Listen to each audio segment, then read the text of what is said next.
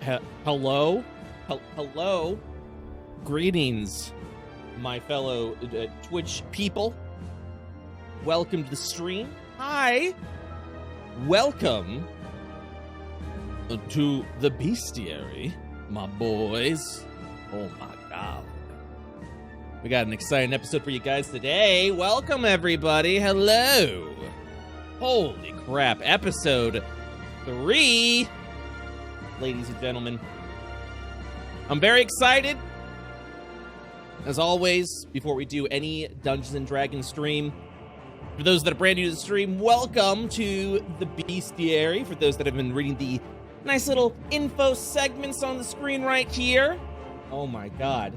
This is a Dungeons and Dragons viewer interaction show where myself as DM will guide our guest adventurers through an exciting campaign that begins and ends here this stream. We've got some amazing guest players this week. Oh boy. Hope you're looking forward to it. I hope you're ready to begin right here. Let's go ahead and get started, shall we? Let's simmer it down a little bit. Let's simmer it down. Let's get the music calmed down. Jeez. Good lord. All right, hold on. Let me make sure everybody was good. Yeah, everyone's good. Okay. I have to check the cams before I switch because I don't want to get anyone there. Hold on. Hello? Hello. Yay. Hi. There we go. Cool. Awesome. Hi, guys. We're going to go ahead and switch over to here. Oh, my God. Hello, everybody. Welcome to another exciting episode of The Bestiary. I'm your boy, BrettUltimus. Today, we are joined by ShayneHawke, Tomato, and Criken. Hi, guys. How I'm y'all? sure everyone can recognize me by my beautiful face. It's really that small in real life. Very red. I like the superimposed giant tomato behind the small tomato. It's also slightly offset too. Sort of it's- sim- You can see the bottom, his eyes sort of peeking through the bottom. It works. So, let's go ahead and begin, guys. You guys ready to just dive right in? Oh, Sure. Of course right. I am. All right, so, well, first, let's introduce your characters that you've got going on in this lovely world of mystical creatures. Shayne, why don't you tell us a little bit about your character? My guy's name is Shiv. He's a ladies' man. They fawn all over me. It only takes one date before I never see him again because they've had enough of me. They don't need more. That's what I think. So your first bullet point to your character is ladies' man. Of course. Tomato, why don't you tell us a little about your character? My man's name is Maximilian Thousand Slaps a Million. Now, you may be wondering, why does it take 1,000 slaps? I'm very weak. I'm not a very strong person. But I've had a lot of time in the wood elf homeland, the tree land, you could say. Slapping trees, slapping twigs, breaking lots of twigs, becoming very good at slapping. So, I'm just a very hyena-like, a starving hyena-esque wood elf monk that is shockingly much better at talking and almost everything than Shayne's character. I'm just going to go ahead and put that out there right away. Right away. Literally the reflection of Shiv. Nice. More or less. And Criken, tell us a little bit about your character. Oh, why, yes. Oh no. My name is Hendrik von Gruber, Steen, and I am a traveling bard around the area. You don't know much about me, but I show up in fabulous Victorian garb, and I have very pallid white skin and long black hair. Everyone that meets me, you just can't help but be charmed off their pants by me. The name is Hendrik, and don't you forget it. I'm a bard. I don't sing much. I'm more of a sweet talker, if you will. But that's just about it. Anything else you need to know, just ask, dearie. I'll be I happy just to tell you. remembered I got a thing going on. I also forgot to mention my headset's broken, so you'll notice it bobbles a little when I move. And this is duct tape that no longer sticks on, so it's just a little bit more of my charm, if you will. So, with those lovely introductions and the lovely group that you guys have formed here, Our adventure actually begins with a mysterious letter that probably arrives at Hendrik's foot, I would imagine. My foot. Why not my hand? What's wrong with my hands? If you see it and you hold your hand out, it could drop into your hand if you'd like. Oh, I got a letter. Yes, it's a piece of sturdy parchment arrives on your hands, given to you by a raven made of emerald light. The parchment reads, "Hendrik, we are in need of your services. My name is Cyril, a member of the Legionite clan, an organization dedicated to eliminate those of unnatural existence. My father, Estalone, believes that our very governor may be a denizen of the night, a vampire. We have evidence we wish to review with you. Your reputation of monster hunting is spoke about far and wide, and we feel your crew would be the best for the job. Please meet us in Lockhead within a fortnight if interested in the job. We'll make sure you are paid well. In addition, seek me out after speaking with my father. I have an addendum I wish to discuss with you in private. From Cyril." I wish they specified which of my services they needed. So, with that said, Hendrik, where are you right now? Like in existence, in the world, what would you be doing right now? Probably looking for another noble house to sway, or another sweetheart to woo. Hendrik's kind of a traveling a troubadour, if you will, and I think he's looking for another adventure, be it investigating a mystery or just playing at a local bar. I don't know.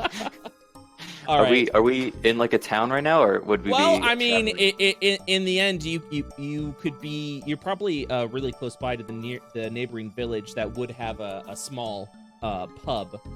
Would Shiv and Maximilian be with you right now? I'm in the bar already. Oh, Trying to pick up. I'd probably be traveling with Maximilian. I certainly would have had him pick up the letter for me, because I would have been trying to avoid the paper cuts for sure. Gotta preserve my goods, you know what I mean? My hands. Those sweet, sweet hands. So, I mean, fortunately, that's exactly it. Lockhead is, it won't take a fortnight to get there. You could probably arrive within the day. Fortunately, you were close by. And with this neighboring village and this bar that you're in right now, Shiv, what would you be doing in this bar currently? Trying to get some drinks for the ladies, if there are any. I mean, there are definitely plenty of. Get some water. I don't want to spend too much. So you're over at the barkeep right now, and you see a couple of half-elf ladies next to you. So that's the scene right now. You're currently in front of this bar.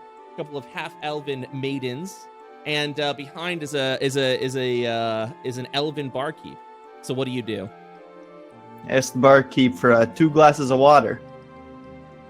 And he's like, freshest water there is. And he's like, is there anything else that you'd like? Anything? No.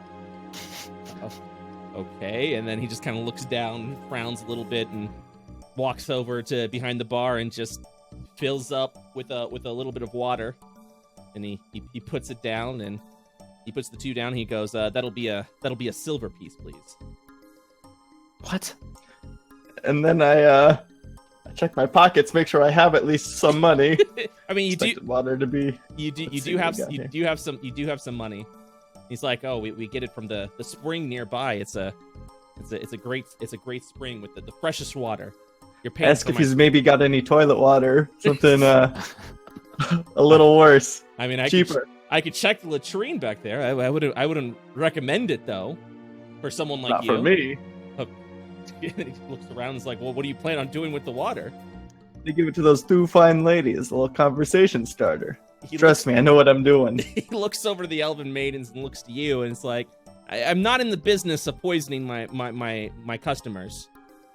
All right, fine. Give me the silver water. All right. Well, then he points to the 2 waters that are already on the bar, and he's like, well, there they are.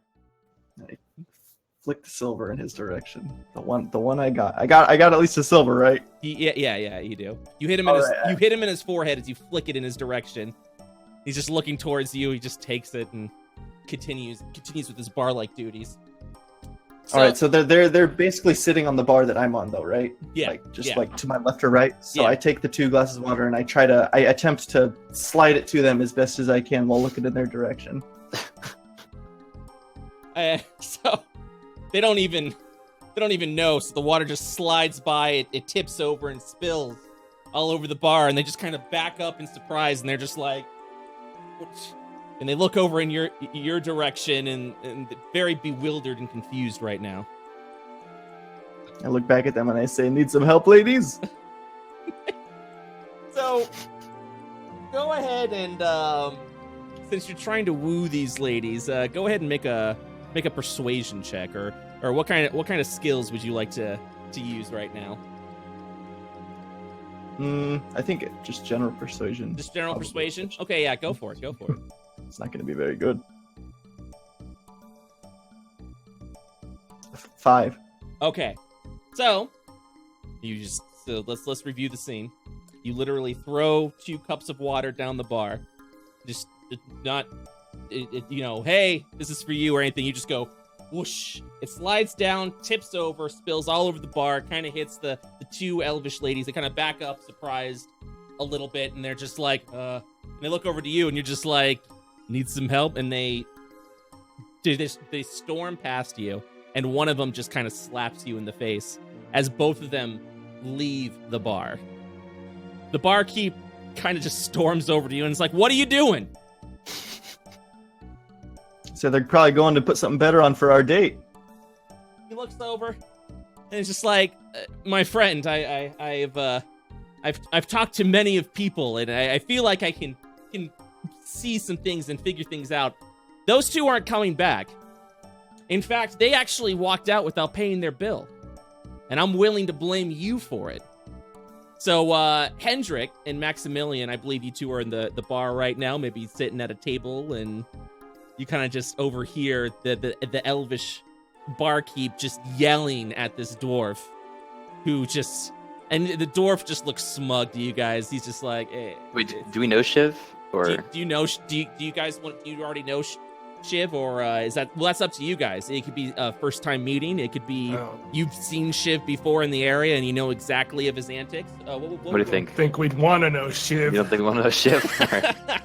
I think I look the other fucking way. I think Hendrik goes, "Hey Maxie, look at that poor sap over there. What do you think this is a Newtown bumpkin or some sort of old town screw bag coming by?" Sounds like a little bit of an old town screws or what's it like? Just like you said. Classic. Just like you said, Hendrik. Do you want to get involved, or should we just watch for now? What do you think?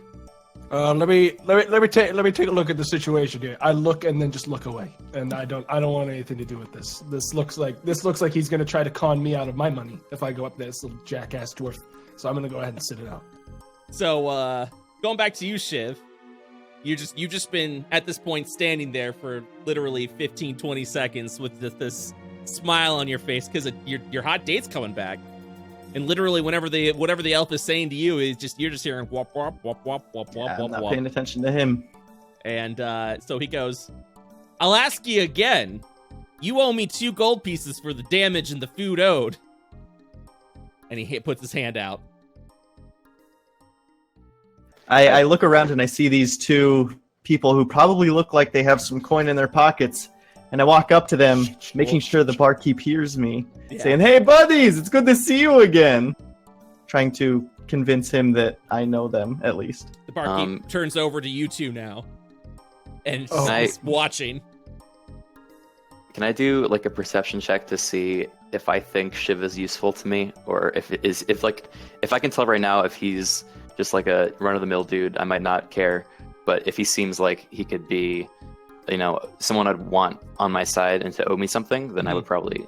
I would do insight specifically to kind of identify him. Well, I rolled a 2, but I'm very good at everything. So let's see. Right. That's a 13. 13. That tells you something. I mean, clearly he's a dwarf, sturdy in nature, has a finely polished dagger on his side, and apparently has some money to throw around for water. So, yeah. And as someone that, as you see, clearly gets in trouble very easily and quite often, you could probably spin that so that he would inevitably owe you something. Okay. Hendrik will get up. He'll put his hand. He's a high elf, so he's pretty tall. He puts his hand way on the shoulder of little Shiv and says, "Oh yes, my fine man. I do apologize. My young son, my young bearded son, has gotten rowdy again. You know, I don't give him much water. Back in the homestead, we're very poor. I know my guise and my garb does not show it, but I spend all my money on my tailoring and have but little left to spend for my boy and our thirsty mouths. Could you perhaps forgive this simple transgression?" I'm talking to the innkeeper. Yeah. And, yeah. So, go ahead and roll a persuasion check. You got it. That's an 11 plus 15, so 26. Oh, wow. This barkeep is like, well, I suppose I could back out of this for a little bit, but you need to teach your son some responsibility, you know. And I think I have just the thing. I can let the charges pass, but I need him to go back there and clean the dishes, clean out the latrine. What do you say? Yeah. Yep, it's fine. So like he's like explaining the chore list, and you're just like, "Yep, that's good. Take him. Take him. That's fine." So he turns back to you, Shiv, and he's like, "All right, I'm here to teach you a lesson. Come on over. You're rather large and stoutful for a young man. I could have sworn you'd be a dwarf." Go with him, young boy. All right, Papa. He says with a question. Oh boy. All right, so for the remainder of the evening, you go out, you do chores very poorly, I might add, and you break a few more dishes. You barely clean the latrine, but you think you are the best damn chore son of a bitch ever right now. And at the end of it, in the middle of the night, you go back to the tavern keep, and you believe you're just done with everything, and you've done it very well. In fact, you believe that you've done it so well, perhaps a little tip might be in order. That's how well you think you've done it. All right, I'm in the bar right now. Yeah, you came back. All right, big guy, take a look at everything. It looks like everything's in perfect shape, if not better than when I came here originally. He he looks at you and is like, "All right, so I appreciate what you've done. You went ahead and broke 5 more dishes, and latrine is in a worst case scenario than where's your dad? Where's your dad's?" he says. Where are we? Oh no, yeah. Are we still here? What was you two doing? You are my spouse, I guess, by default. Were we just like hanging out in the bar while We're this just was watching him clean. watching him do chores after? What were you doing? I don't know. I mean, you guys could have gone off to the room that you're staying in right now. I mean, this is a tavern or an inn, so. So what Okay. So I think I'd be in the room. Yeah, I'd be trying to do some research on what. Is this the town that we had received the letter from that was bringing us here? That's the town over. I mean, it's literally Okay. You can get there in half a day. Yeah. Then I'd probably be like searching through what I know of that town to see what this mysterious force could be. Okay. So while all that's going downstairs, you're doing a little bit more research of the town over, the town of Blockhead. It's a very gorgeous and well-maintained town. In fact, Governor Reyes Oleander has done an excellent job keeping wealth constantly flowing in to the city. Reyes is known to be a bit of a ladies' man. Likes to often hold galas and balls late into the evening, every evening. And you just if you hear that, if you get good with Reyes, you're gonna have yourself a good time every night.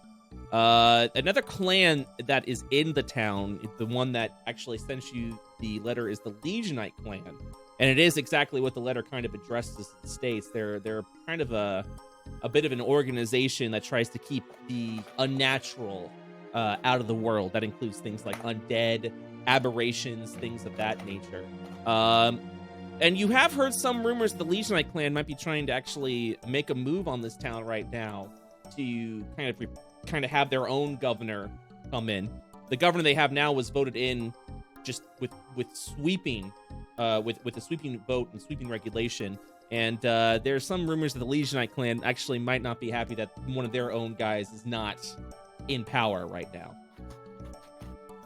So you've actually acquired quite a bit of information that evening until you hear a knock at the door. Yes. And then you just hear, may I come in? I have your son. Of course, come right in. So he opens the door, and he just kind of pushes Shiv inside your room, and he's just like, your boy's done a terrible job. He's broken 5 more dishes. The latrine is actually worse off than it was before. So I'm afraid I'm gonna have to ask for the 10 gold owed in damages. Oh, did you not help him? Show him how to clean? He's deaf and blind, the poor boy.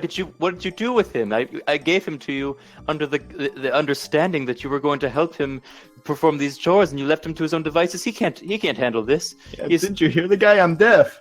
He's look at this. He doesn't even know who's talking right now. Here, come here, boy. And I don't actually hug him because I don't want to get latrine on me. But I like hover hand him. Go ahead and make another persuasion or deception check. Deception, all right. That would be a 24. Okay. The tavern guy nods and is just like, I understand. And he's just like, well, I wish you told me sooner. I mean, when we were having conversations, he seems to acknowledge me very well. Wasn't it obvious? He threw water off a table that you handed him. He just threw it right off, and he can't judge depth or people. He thought he was handing it to these poor women, and he threw it off a table, and here you are trying to extort money from him. Hey, shame on you, sir. Hey. He goes, listen. I'm sorry. Obviously, I misunderstood the situation. I'm just gonna comp the room for the night. I'm sorry for the misunderstanding. Now that I know, I feel like we can handle your son better. That's right, yes. I'm glad we see the same. What do you have to say about this, Max? About how he's treating our boy? I assume I just walked in now. I've been out training all day with my craft, like slapping stuff like sheep, just like going at it, mastering. You're covered in my refuse. Ways. I mean, you've been I'm covered in absolute garbage. I've tracked it in. It's up the stairs. I've tracked it. So much sap from all the trees you've been punching. Yeah, absolutely. And I have no idea who these 2 people are. I don't know I don't remember the bartender, and I definitely don't know this short, shit-covered dwarf, but I think I might like him, because he's in the same condition as me right now. So I walk up to him like, yeah, I'm your mama, and then I walk on by, and I just lay down. I just sit down on the bed. So I need to get caught up to speed now, I think. So, the tavern keep, once again, is just like, all right, I apologize for the misunderstanding. Don't worry about the plate. I've got others. I can go down to the base. And he's like, have yourself a lovely evening, and just kind of gently closes the door, almost kind of like is anything else you need? Anything at all? You've done enough. Thank you. I'm so sorry. Gonna have some water. And he goes, yes, right away. That'll be. Ramon, he looks at you, he's just like, yes, of course. We have fine spring water. That'll be I'll bring up some water. Okay, thank you. It's closed, and the door closes. So, Maximilian Hendrik, you got this. I don't know how else to put it. The shit-covered dwarf in your room right now. What do you? I lock the door. Okay. I grabbed the dwarf. No. All right, let's see what he's got on him before we do anything else. So, is this happening? Is this what's happening right now? I mean, I'll allow ask. It. So, shit boy, what do you do? I saved you back there, not really for a good reason, because it amused me, I suppose. What do you have to offer us, the great Hendrik von Gruberstein and Maximilian punching man. 1,000 slaps a 1,000 million. Thank 1,000 you. slaps a million. Yes. I think I saved myself back there with all the things I did, so I think what I can offer to the table is, convincing people to do anything I want. Okay, he's delusional. What else do He's we know, lost Max? his goddamn mind. Also, stop standing on the rug. You're getting crap all over it. Can he punch good is what I want to know. I punch good. His purpose cannot be punching. Okay, Hendrik. what would you have him do then? Okay, what can you do anything other than talk good? You're a knock at the Air door. quotes. Boy, Go answer answer the door, yeah. All right. You open the door. It's the tavern keep, and he's got a pitcher of water, and he says, "I apologize to." No, then he sees it's you, and then he goes, and he's just like, "I apologize that I'm interrupting you. Here is water for your family. Have a good night."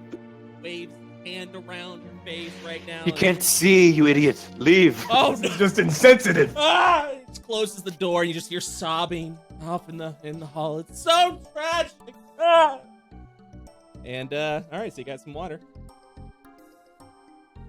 I drink Pretty all the good. water. God damn it. I run down to the barkeep. I tell him he needs to get another one. The boy just drank it all. He's just, oh my God. You run He's a downstairs, thirsty boy. and he's like, right away. Yes, right away. I'll be here all He's night. ravenous. It just so he essentially the tavern keep all night is just constantly checking in. It's like, are you good? Do you need? Is the boy well? Is still His dehydrated? thirst is quenched, I believe. Isn't that right, boy? Yeah.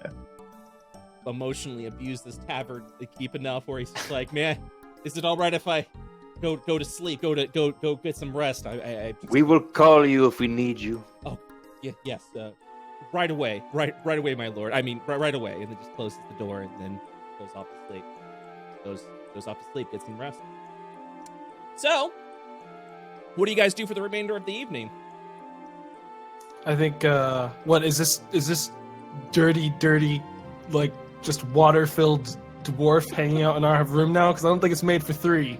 So was he sleeping on the rug, or, like, is he just staying here? I'll go on the bed. Okay. I think I have you guys in the palm of my hand. I've gotten free stuff, all this free water. Like, it's going my way. I, like, climb in the bed, and I just feel this dwarf climbing behind me. He smells He's such a bad person. He smells terrible. I mean, you're laying Maybe he there, should- just clumps on there. Okay, you know what? Here, I'm gonna get another room from the innkeep. You wait here.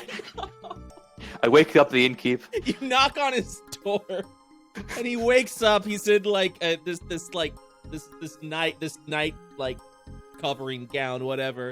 And he just wakes up and he goes, "Oh yeah, what can I do for you?" Now we forgot one little matter, and that's that my boy is covered in the shit of your latrine, and he has climbed into our bed, and I need another room, or I'm not going to sleep tonight. And you know I'm going to leave a review, and everyone, all the nobles in all the lands, will hear it and not come to your inn. No, please. Just give me another room. You don't have to. Just give me the key. Come on, let's get the key, and I'll be out of your hair. I'm sorry, sir. All the rooms are taken for the night. Are you sharing your room with someone? He turns around and he just looks at you, and he's just like, "Sir, please no." So what do you? He's like almost like resisting. He's like, "Please don't, baby." Let's see what I have in my arsenal here. All right. Yeah, you know what? I'll burn a charm person. What? Yeah, Oh, why not? all right. What's the DC? 18 Okay, so wisdom. we're gonna see what happens here, shall we? Oh no! So he's gonna. Okay, rolled a 2. All right, excellent. And so he stops, and you manage to somehow hypnotize him a little bit, and he's just like, "So yes, sir. What do you need? I'll offer anything." Here's what's going to happen. I will sleep in your bed. You will sleep in the latrine. And I will see you in the morning. He looks down and looks around, bewildered, and he goes, Yeah, that's fair. And then he just walks out. The door open. I peek my head back into the room and I say, "Good night, Max. Enjoy the shit, boy." And I retire to my room. I couldn't escape the shit boy if I wanted to. He fell asleep and started wrapping his hands Flung over me. Like I am in absolute hell right now. You have a boulder of a man on you right now. This giant meatball. All right, well, Hendrik, you sleep well in the innkeeper's room, which he keeps very well maintained, the finest of linens. And Maximilian, you have a naked dwarf hugging you right now, trying to get some sleep. Above all else, surprisingly, everyone sleeps very well. Everyone sleeps very well. And now it is the next day. You guys are going to be heading out over to the next town to investigate this vampire governor that you received a letter about. And as you wake up, do your morning ritual and walk downstairs to, of course, get breakfast before you head out. I mean, the innkeeper's working very hard. He slept next to the kitchen all night, by the way. I mean, he should be able to come out and take care of everything. He gets up. He's covered in shit now. And he walks over to you three, and he's like, "It's the morning now." And he's just like, now, see here, okay? I don't know what you did, but I know that I would not willingly sleep in the latrine, okay? I don't know if you're some sort of some witch, some sort of evil being, some sort of vampire, but you need to apologize to me right now. Maximilian takes a look around the bar. How many people are there? There's nobody there. It's early in the morning. He hasn't even opened the doors yet. Anyone have any bright ideas? Because I have a bright idea. Involves rolling. Well, I think Hendrik is sitting back, kind of amused at this blow up, and he looks to his companions to see if they want to do something, because he's got something planned too. But he's going to let them take the lead. He doesn't want to. He's not going to bother himself with this at the moment. I'm stealthed while I'm out of sight. Just hear the door open and close. I don't know if that's how that works. It's just, you can it's like wow, you hit the stealth button and then I hide make a behind stealth check. chairs and stuff. Make a stealth check. right in front of him. He's looking right at you and just climb behind a chair. I rolled a 29. All right, so this is what happens. So the tavern keep has a mental breakdown, and then you just see Shiv just tumble over behind the tavern, and just elaborately somehow just manages to get their body right within the dressers, and just kind of squeezes in and just closes. And it's so quiet you can even hear it. And the tavern, he sees you, Shiv. He sees you tumble over, and he looks over the bar, and you're gone. He's like, "What? Where did?" And he looks over to Hendrik and Max. He's like, "Where did your boy go? I want What you boy? out." We don't have a boy. You've been sleeping in the latrine for the last 3 days. I need one more persuasion check to convince. For me? From Is that anyone. for me this For time? both I'll of take you. it. Yeah. All For both of you. Yeah. All right, I got a 29. I got a... Hang on, I need to add the thing. I got a 16. All right, so if it was just from Max alone, it would sound a little ludicrous that you're just essentially telling this tavern keep that this boy never existed and that he's been sleeping in a latrine for 3 days. So he's at first a little suspicious, but Hendrik does bring the point home. And so the tavern keeps looking around, and he's just like, I'm covered in feces. What?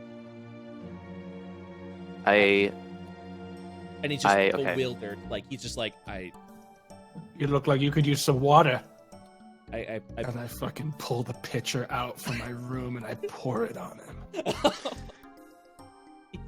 He's broken. He's just standing there. He's looking down. He's drenched in water and feces, and clearly he's gone mad because he keeps seeing a dwarf running around, a deaf and mute and blind dwarf, and he's just...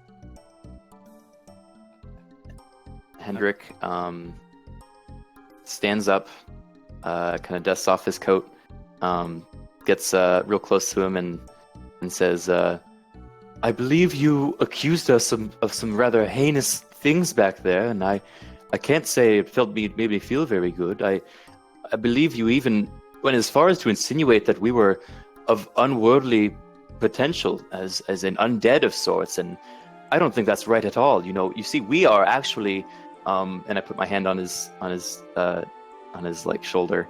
I'm like, you see, we are actually hunters of creatures like this, and we are only passing through in an attempt to protect this town, and here you are insulting me, and I'm rather getting worked up about it. Do you know how that makes me feel? And he goes, I don't even know how I feel right. Oh yes, but I do. And then I cast Modify Memory on him at 5th level. Okay. Yeah. Do I make a save against that? Yeah, you can. It's an 18, I believe. He does not make that save. Okay, so I can modify a memory of his within the last 24 hours. Mm-hmm. That lasted no more than 10 minutes. And I want to erase any image of Shiv from his mind and convince him that this was all in his head and that he was the problem basically this whole time, that he is the one that rubbed shit everywhere and had greatly inconvenienced our stay, and now we are leaving out of anger. So he just looks around like,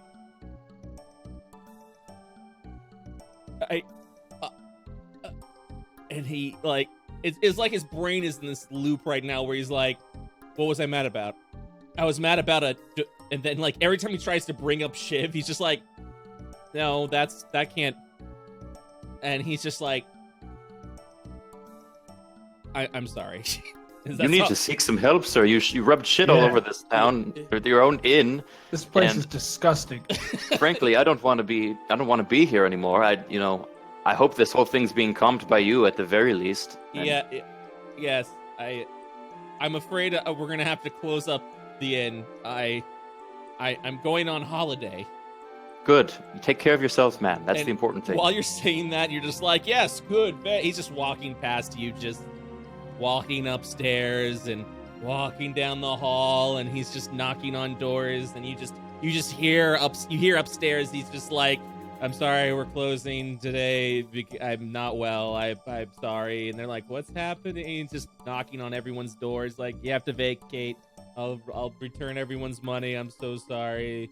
And you hear just one voice, will there still be breakfast? And he's like, no, I don't trust myself with cutlery or fire. And man. And so you just see a bunch of like disappointed, upset people walking past you and just leave the tavern. And he walks downstairs and he still sees that you two, because Shiv's gone, is there. And he just has this like this defeated look, like, wow, maybe the two that made me realize I'm crazy are still gone, and then you two are still there. And he just has this look of defeat. There's nothing left. I think we've seen enough, Max. We should probably head out. What do you think? Yeah, this is just pathetic at this It's kind of sad now. I'm not having fun anymore. Sobbing. He's just sobbing in his face. he goes down to the floor and he's like, my father, I have disappointed my family day. And you guys are just walking out, I'm assuming? Hendrik will say, shouldn't charge so much for water, my man. And leaves. And that's why you never charge for water. That's what this lesson was about today. Tap water should be free. Shiv, what do you Fucking do? Justice, man. Served at last. Shiv, what do you do? I'm just seeing everybody walk out along with them too. And in my mind, I think everything I did went perfectly according to my plan. I mean, you're in a cupboard right now, so I mean, do you just walk out? Yeah, now I just leave. So Shiv gets out of the cupboard. He just can literally stands up from behind the tavern as if he appeared out of nowhere. And the tavern keep looks at Shiv with this like, no, I see him. I see the little man. No. And Shiv walks out, and you just hear screaming from the tavern. And all right, there it is. One life ruined, more to go. Let's go, guys. Get a lot of stuff done today, Hendrik. Lots of stuff done. Lots of stuff to do. See, okay, well, to refocus a little bit here.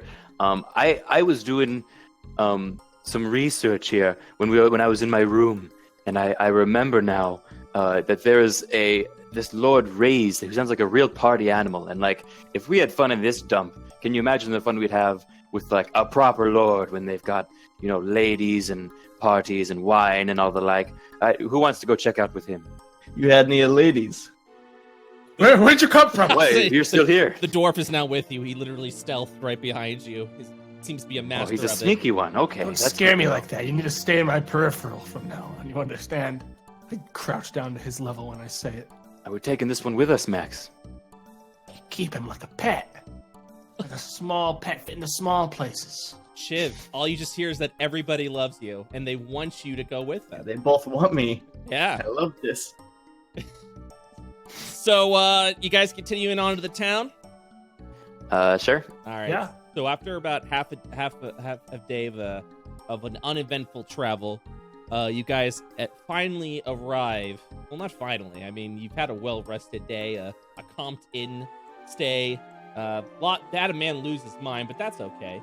You guys arrive over into the town of Lockhead. It is a beautiful, beautiful, beautiful town. Oh my God! Hold on, right there. Near the city of Lockhead, an area well known for its Gothic architecture. The buildings, such as homes, stores, and the like, feature tall and narrow windows, with the top of the buildings having various decorative designs carved from stone. The populace seems to be mostly human and half-elf. So, but you do arrive. What do you guys do once you first enter the town? I mean, are you going directly over to the Legionite Clan Hall? Are you exploring around a little bit? I think Hendrik would ask kind of like passerbys, like, oh, hey, how are you? But by the way, where's the way to the closest Lord's Hall, and how are you doing today? And like just kind of getting a sense of like, what the general tone is of the town. Like, people happy here? Oh yeah. Are they sad? People are pretty stoked. They're pretty happy right now. The town's been as more prosperous than it's ever been under the rule of Governor Raised, essentially. You also hear something about the Legionite clan and how they seem to be a little not so happy at the fact that Raised is the governor. It feels like the Legionite clan isn't really revealing much why they aren't happy. They're just like, oh, I don't know. I feel like you essentially you're under the impression that the Legionite clan is not happy that Raised is in power, but they're not really giving information as to why, as if they're kind of like holding something back. You know what I mean? So, and the only way you're gonna find that out is if you kind of go to the clan itself to see what the area is like at that point in time. And So, gang, it looks like. You go ahead. oh no, yeah, no, and the armory, that the one weapon and armor shop in town seems to be having a sale right now. Ooh. I walk to the armor store. Like, Oh, Max, where are you going? I'm going to go to yell at these people for putting on these disgusting garments. No one really needs them, Hendrik. The human body, the elf body, to be precise, is a temple. No, Why bother? I agree with you there, but I don't think turning everyone to a nudist would necessarily help us. Oh, I'm wearing clothes. It's just not much of it, Hendrik. Yes, agreed. So I guess we're going to the armory now. I was going to pose. Look, I need some place to kill time while we find the hall, all right? You do you and I'll do me. Stay in your lane, Hendrik, and I walk away. Okay, so Shiv, do you want to go with him? No, I'm still holding you by the hand, thinking we're still doing that whole "I'm your child" thing. Because being such a bad, not very charismatic person, not very good at persuading, I still think the scheme is going on. obviously, Hendrik suddenly realizes that too. And he's like, and it's like pries off the hand. Stop, weirdo. Shiv smells really bad. Take a shower or something. I mean, I have an appearance to upkeep here. Think I could just afford water like that? I give him 2 silver. Go buy a couple of cups of water and pour them on yourself. All right. And I go, but I don't spend water. I get food. God damn it. So Shiv's off going to the tavern. Maximilian is now over at the armory. And it looks like the sale that's going on right now is a weapons sale. So they have magical weapons and swords and axes, daggers, and things of that nature that are on sale for 50% off. If you had some gold, you might be able to spend it, but you're a monk. Why would you care about magical armaments? Well, I may be able to make some money off of this, you see. I am a monk, but I do, for some reason, in my backpack have short swords and a bunch of other random tools that I would certainly never use as a monk. So I'm going to go up there and I'm going to try to pawn these off. Okay. Maybe they'd want to sell them after all. So you're going into the armory right now. And so you walk in, and it's right now just extremely crowded with people who are trying to buy these magical weapons and armor, other adventurers that seem to be in here as well. And you just so what do you do? I mean, do you fight through the crowd? Do you kind of like are you just really passive about it? Like, what's your general demeanor right now? I'm not in a rush, I don't think. But if I saw a window to like sort of push through some of these chumps, I probably would, because I'm getting a little bit hungry. I'm a little bit parched as well. Mm-hmm. I could go for a little snack, but I do want to ditch all these weird things I just found in my backpack the other day. I think I might have just taken Shiv's backpack with me, actually, when I woke up this morning. It could go either way at this point.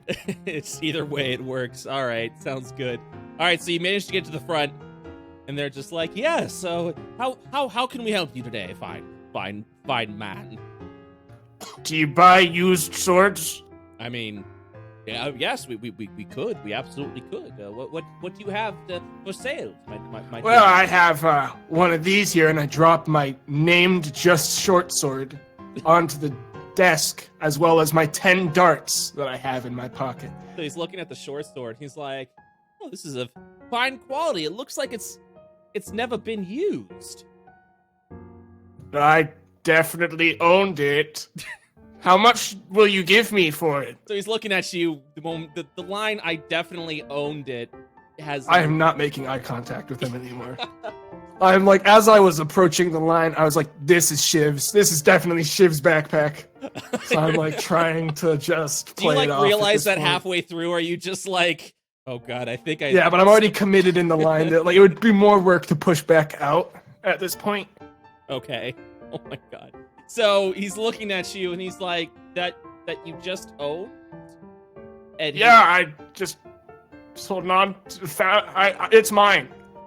And he's holding up the sword again, and it's pristine. Like, it looks like it's never touched anything. And he's just like, where did you originally get this sword? Hand me down. And he's just like, from my dad, who was also a monk. Don't know how he got it. It's not really... I don't really use... So how much are you gonna buy it for? So he's looking at the sword once again. It's just like, and at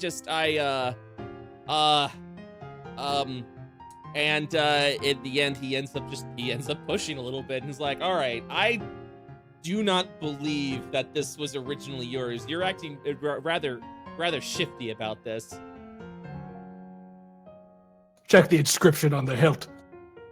He checks the inscription on the hilt. What would it says Randy, doesn't it? He looks, he goes, yeah, yes it does. It does. It does. That's my dad's name. It was his sword. I apologize for so you're go ahead and make a persuasion check right now. Because you're right now selling a priceless heirloom. You perhaps can get a little bit more money for it if you are persuasive enough. That's gonna be a 15. I mean, that's pretty decent. And so he's like, oh, it's a family sword. Yes. Long family. Had it forever. I'm sorry that you've fallen on a time where you feel like you need to sell your father's sword. Yeah, so am I. Well, Listen, there's a lot of people in line. Can I just get my money? yeah. Oh, so we could definitely give you 5 gold pieces for this sword. I'll take it. All right. So he hands you 5 gold. He takes the sword. He puts it behind. He's like, "Thank you very much. Is there anything else I can help you with today?" Do you buy pots? Do I pots? I just whip out the cooking pot as well. And at that point, I'm looking around. I realize this is actually an armor and weapons store, and I just grab it and run. I am absolutely just out of sorts now. I have no idea how I managed to pawn that sword up at this place. I just you're literally just like, holy crap! I got money. This is amazing. And when you drop the pot and you realize you're in the armor store and you grab it and run, the shopkeeper just say, I mean, we could go ahead and melt it, and then you just run out. You just run out. And he's just like, I'll help the next customer, please. I'll definitely help the next customer. So, Hendrik, while you're still talking with Shiv and you give him his money and you're like, all right, go get yourself clean. Like right after that happens, because Maximilian essentially ran into the store. This interaction was very brief. Ran into the store. Under a minute. Yeah, you talk to Shiv, and then Maximilian rushes back to you, but looks very flustered. But is holding on with one hand a bag of gold, and on another hand a pot. Oh, Maxie. Looks like everything went according to plan, huh? Yeah, everything's fine. Where's the dwarf one? Oh, the boy. I believe he's washing himself, or at least I gave him 2 silver. I hope he is. Where are the baths? I wonder. Hey, you passerby, and I grab a pass. Yes? Where, Brettel, are the baths? He looks at you. You're very peculiar looking. He goes, it's over on the other side of the hall, other side of the city over there. And as they're pointing, you're kind of looking over as well. You see at the bar at the corner, Shiv sitting down, just scarfing down food. Like God damn it! Like lots of food too. I mean, he's still 2 silver pieces. Got himself some stew, a haunch of meat, a bunch of like loaves, a loaf of bread sitting there, and he's just eating. And you notice that while he's sitting at that bar, he's sitting by himself. No one is approaching him. He smells horrific. God damn it, Oh, Maxie! man. He lied to me. We gotta find a new neighborhood. This place is stinking up, Hendrik. I think it's just the shit boy. I don't know how much we're really gaining from keeping him around. Can you just remind me what the point of keeping him here is for me, He seems Hendrik? like he can sneak well. Maybe we can use him to... He stinks! Everyone's gonna smell him a mile away. It's true. We need to trick him into a bath. We need to get him some new clothes too. I just got 5 gold. Oh shit. All right. Here, let's use that money to get him in a bath and maybe like a new shirt. I think we can afford that. So, Yeah, I agree. So you guys head over. You guys head over to him right now, and head over to the tavern. He's just sitting there, just scarfing down food. He's eating. He's just like. What do you guys do? Ah, shit boy. How's the lunch? Did you get water with that?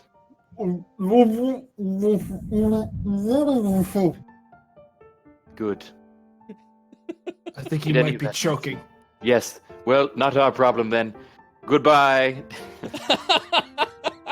I watched for another minute to confirm if he was in fact choking or trying to talk. It's Shiv. Were you choking? What's No, I just had food in my mouth because I love it so much, but I don't like water. But I chase after Hendrik as soon as I see him start to leave. Okay. Oh, okay. Come along then. We need to get you all cleaned up if we're going to meet the Lord, Reese, or whoever. So let's go to a bath now. Come, little boy. Don't call him little boy when you're trying to take him to the bath. Jeez, Hendrik, we've talked about this. Okay, I'm sorry. I just, my dialect and how I speak. Where I'm from, it's totally natural. So, as you guys are leaving the tavern keep, a human is walking up to the bar to go ahead and get them to get Shiv to pay for his food, and also to actually report that he here to report that someone stinks, and they stink really bad. So he's going off to try and kick Shiv out, but you guys are already walking out, and you just hear just a voice echo in the back. It's like, you didn't pay for the food. Okay, I'm gonna try long range deception. Yes, he did. Go and roll that deception. You're bold-faced lying. Like 17 plus 15, so 32. I mean, he must have paid. I mean, that's the only reason why he's leaving. He's like, "Oh, okay. Well, look, thank you." And you guys just walk out. So, where are you guys going to right now? Are you going to the baths right now? I'm taking the boy to the baths, and I'm going to try to get him into one way or another. Shiv, what are you doing right now? I'm following behind him without really paying attention to where we're going because I still have food in my pockets that I'm still So he's eating while we're distracted. walking. It's like- Yeah. Yeah. You know. And you head over to the baths, and an Elven Maiden comes up to you, and he's like, "How many people are coming in?" Just one. This shit boy right here. Her face looks sour as she smells. It's like, yes, clearly. This way, please. And you see this, Shiv, you see this beautiful Elven woman just kind of gives you the come hither. And obviously, she wants you to go with her to the bath. I asked how much it would cost for a bath for two. And I look at her and wink. She goes, that would be 10 gold. Papa? 10 gold. Papa. Okay, I can barely afford one bath. That was all my money that I made from my sword that I sold. Now hear me out, Hendrik. We just take him to the river out back. This place is a ripoff. Oh, let me handle this. And I gently kind of put my arm on, like, you know, the shoulder, or like the like, I don't know, a gentle, like, Yeah. friendly, like, let's talk, you know, price here with this elven lady. And I'm like, look, see, this boy, he unfortunately at a young age was struck with a very bad dumbing spell, and as such has a very difficult time making words and talking and just general, you know, looking after himself. And we've done the best we can as his caretakers, old Maxie and I, in helping him live as normal of a life as possible. So if there's Right. anything you can do to help clean him in this establishment, you know, we'd be happy to pay like a third of what you said, basically, is what I'm trying to get at. Okay, roll a persuasion check. You gotta stop giving me these 7 plus 15, so Okay, that's very persuasive. And it goes, 22. "Oh, I understand. Well, the boy said the two people. Do we just need him cleaned, or are one of you also coming along with him?" well, that's the thing, is I think he needs someone to guide his hand in the bath. He's not very good with He may cleaning drown. himself. I- So if It's very you possible he could drown. I understand, and she would goes, you be able to help him? She goes, "Well, I tend to the front of the baths, but perhaps maybe you, the boy's father, would want to No, I come don't in." touch the boy. I don't touch. It's all you, Hendrik. And looks over Nope. to Maximilian and goes, what about you? What about you right now?" Of course, Here's the thing. I just run. I'm out of that fucking building. I got a thing going on. I yell from the way out, and I just hide on the other side of the door. I do not want to go into that shower with that boy. And she looks over to Hendrik. Do you have any interns, or I don't know, janitors, anyone that would be able to wash the boy? Because I don't want to wash the boy. I mean, it is a public bath, so I mean, maybe one of the patrons inside could help.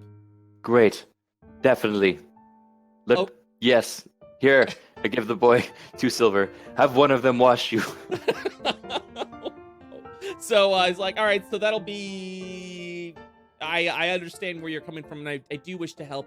That'll be 2 gold pieces then for just the boy." And she says it's kind of like the boy, yes. Yes, all right. Oh man, I walk in. I'm actually the one with all the money, so now everyone knows I definitely did not have a thing going on. And I walk up and I just give her the 2 gold. I am not making eye contact again. This was a bit of a mistake on my part. So he's like, thank you. It's like, all right, come along, young child. Come this way.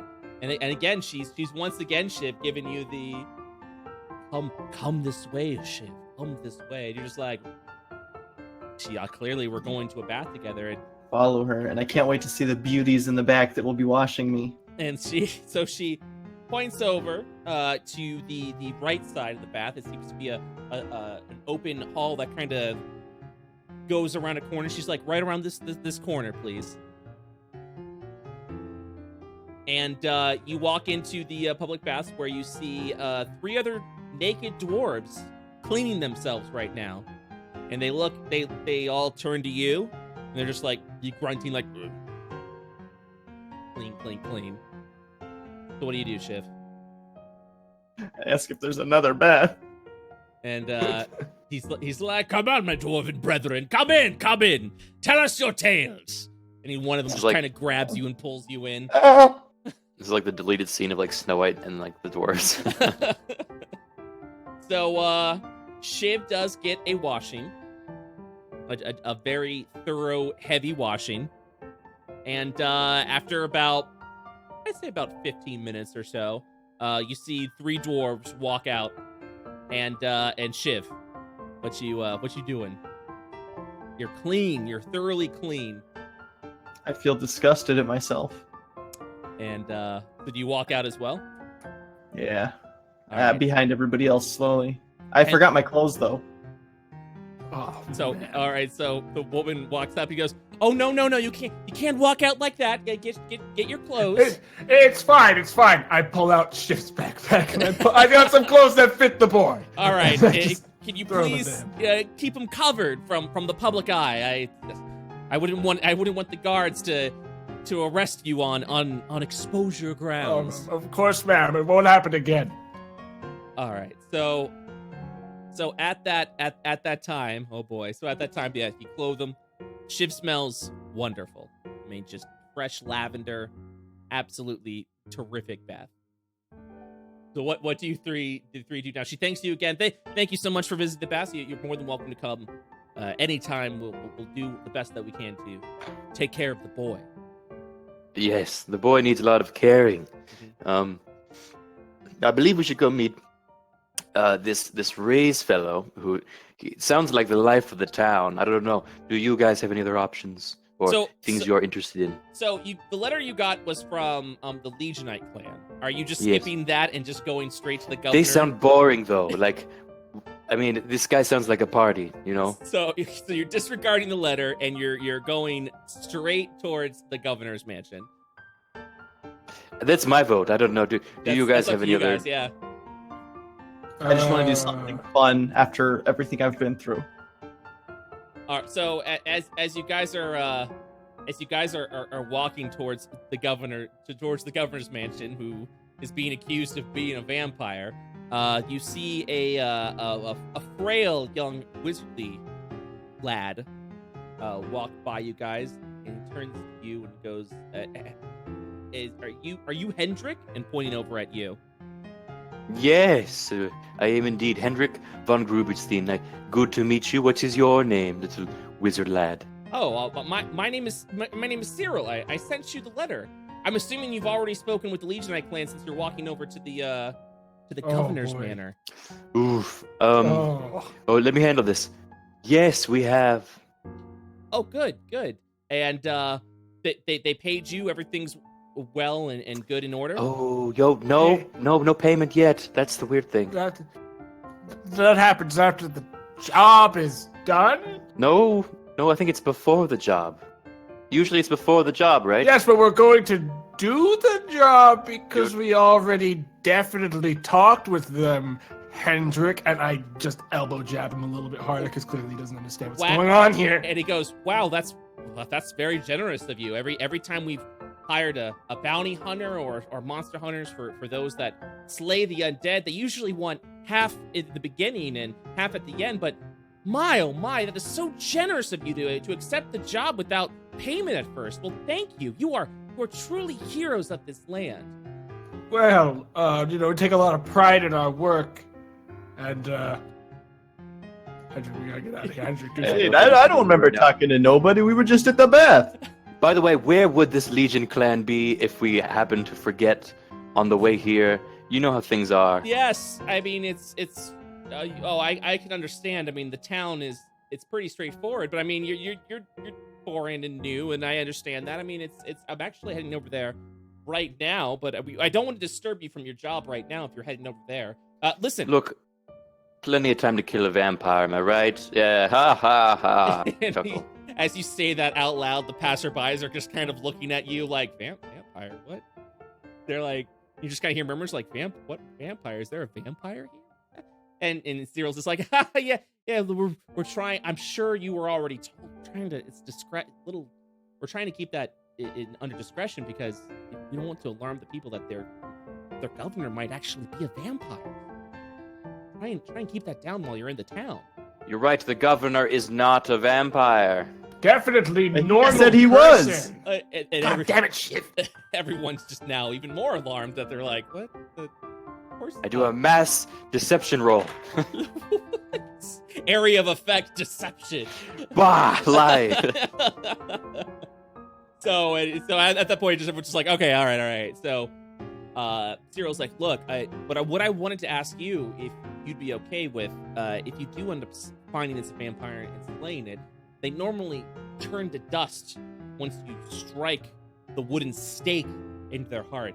And I'm currently writing a codex of research and on the vampire, and I'm missing one key element. I'm interested in your experiences with the vampire as well as the vampire's dust.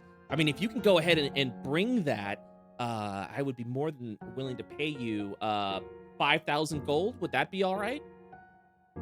Oh, that certainly ain't bad, I'll tell you that much. But, before that... It's a little on the low side for me, actually. Can we go for like an 8,000? Roll that persuasion check.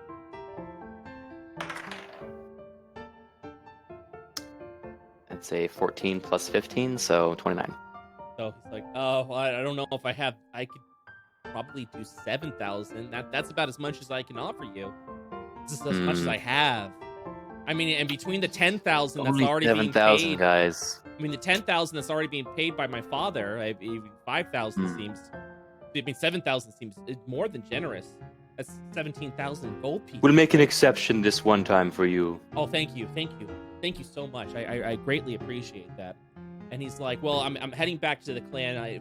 My father, I'm sure, is very excited that you're working with us, and thank you so much for coming and taking care of this. And he kind of turns around and continues walking on. Okay, are we following him to the Legion clan or something? That's you two. He's under the impression that you guys have already spoken. So it. Well, I'll tell you what we gotta do. We gotta find a stake somewhere, guys. We don't even have one of those. Aren't you known for hitting sticks? Wasn't that your whole backstory? I don't carry them around. What do you think I am? Some sort of tree man? No. Yes, you're a wood elf. Literally, yes. Okay, that's a little culturally ignorant, Hendrik. Yeah, all right, well, it's a little messed up. As a high elf, I think I have the right to be a little culturally ignorant. No, we are the most grandiose of the races in this planet. You surely know this as a wood elf, right? That your superior is over here and the high elf. You say that out loud, and people are walking by like, "Who's this?" Oh, yeah, maybe we're the better. Group deception roll. Group deception. A cloud of deception inflicts the town. So what are you guys doing? Let's go talk to these Legion fools. They have money at least. We have to beat that. We have to beat the boy there. We have to beat that Cyril jerk there, or else he's gonna make us look like an idiot. All right, so we're gonna have to run. So you guys begin to run off to the Legionite clan. Would you guys be okay if we took a quick 2-3 minute break just to get a bathroom break, get some water? Yeah, that sounds good. I was about to ask actually. All right, cool. Yeah, let's go ahead and do that for now, guys. Thank you so much for watching so far. just so everyone knows, for those that are here in the chat, everyone here in the party will eventually encounter something called the Legion Guardian, which is a construct of sorts that the party will be fighting in some shape or form. And you guys actually have the opportunity to empower that. So all the new followers that we've gained so far, any new subscribers we gain, any bits cheered, will actually go to power up this Guardian. And this is the one fight that you guys are going to have essentially full control of what they do. So we've already gained so many followers. Thank you so much for being here. So it's already going to be a pretty beefy fight, guys. But just letting you guys know before we continue. But yeah, let's go and take a 2-3 minute break, and we'll be back then, okay? All right. All right, see you guys soon.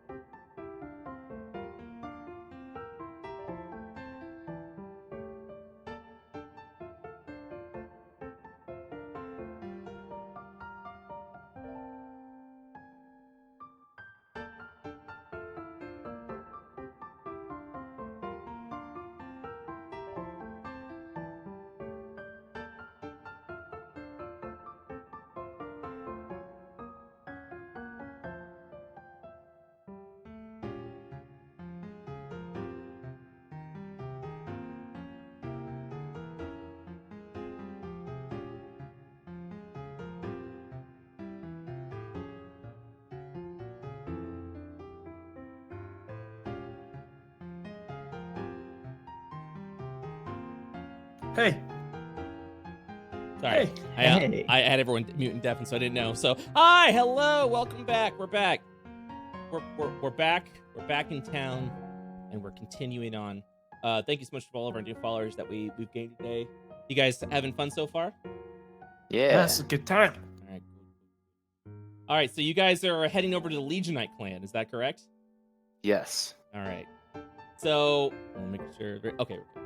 All right. So you guys head over into the Legionite clan. Sorry. There we go.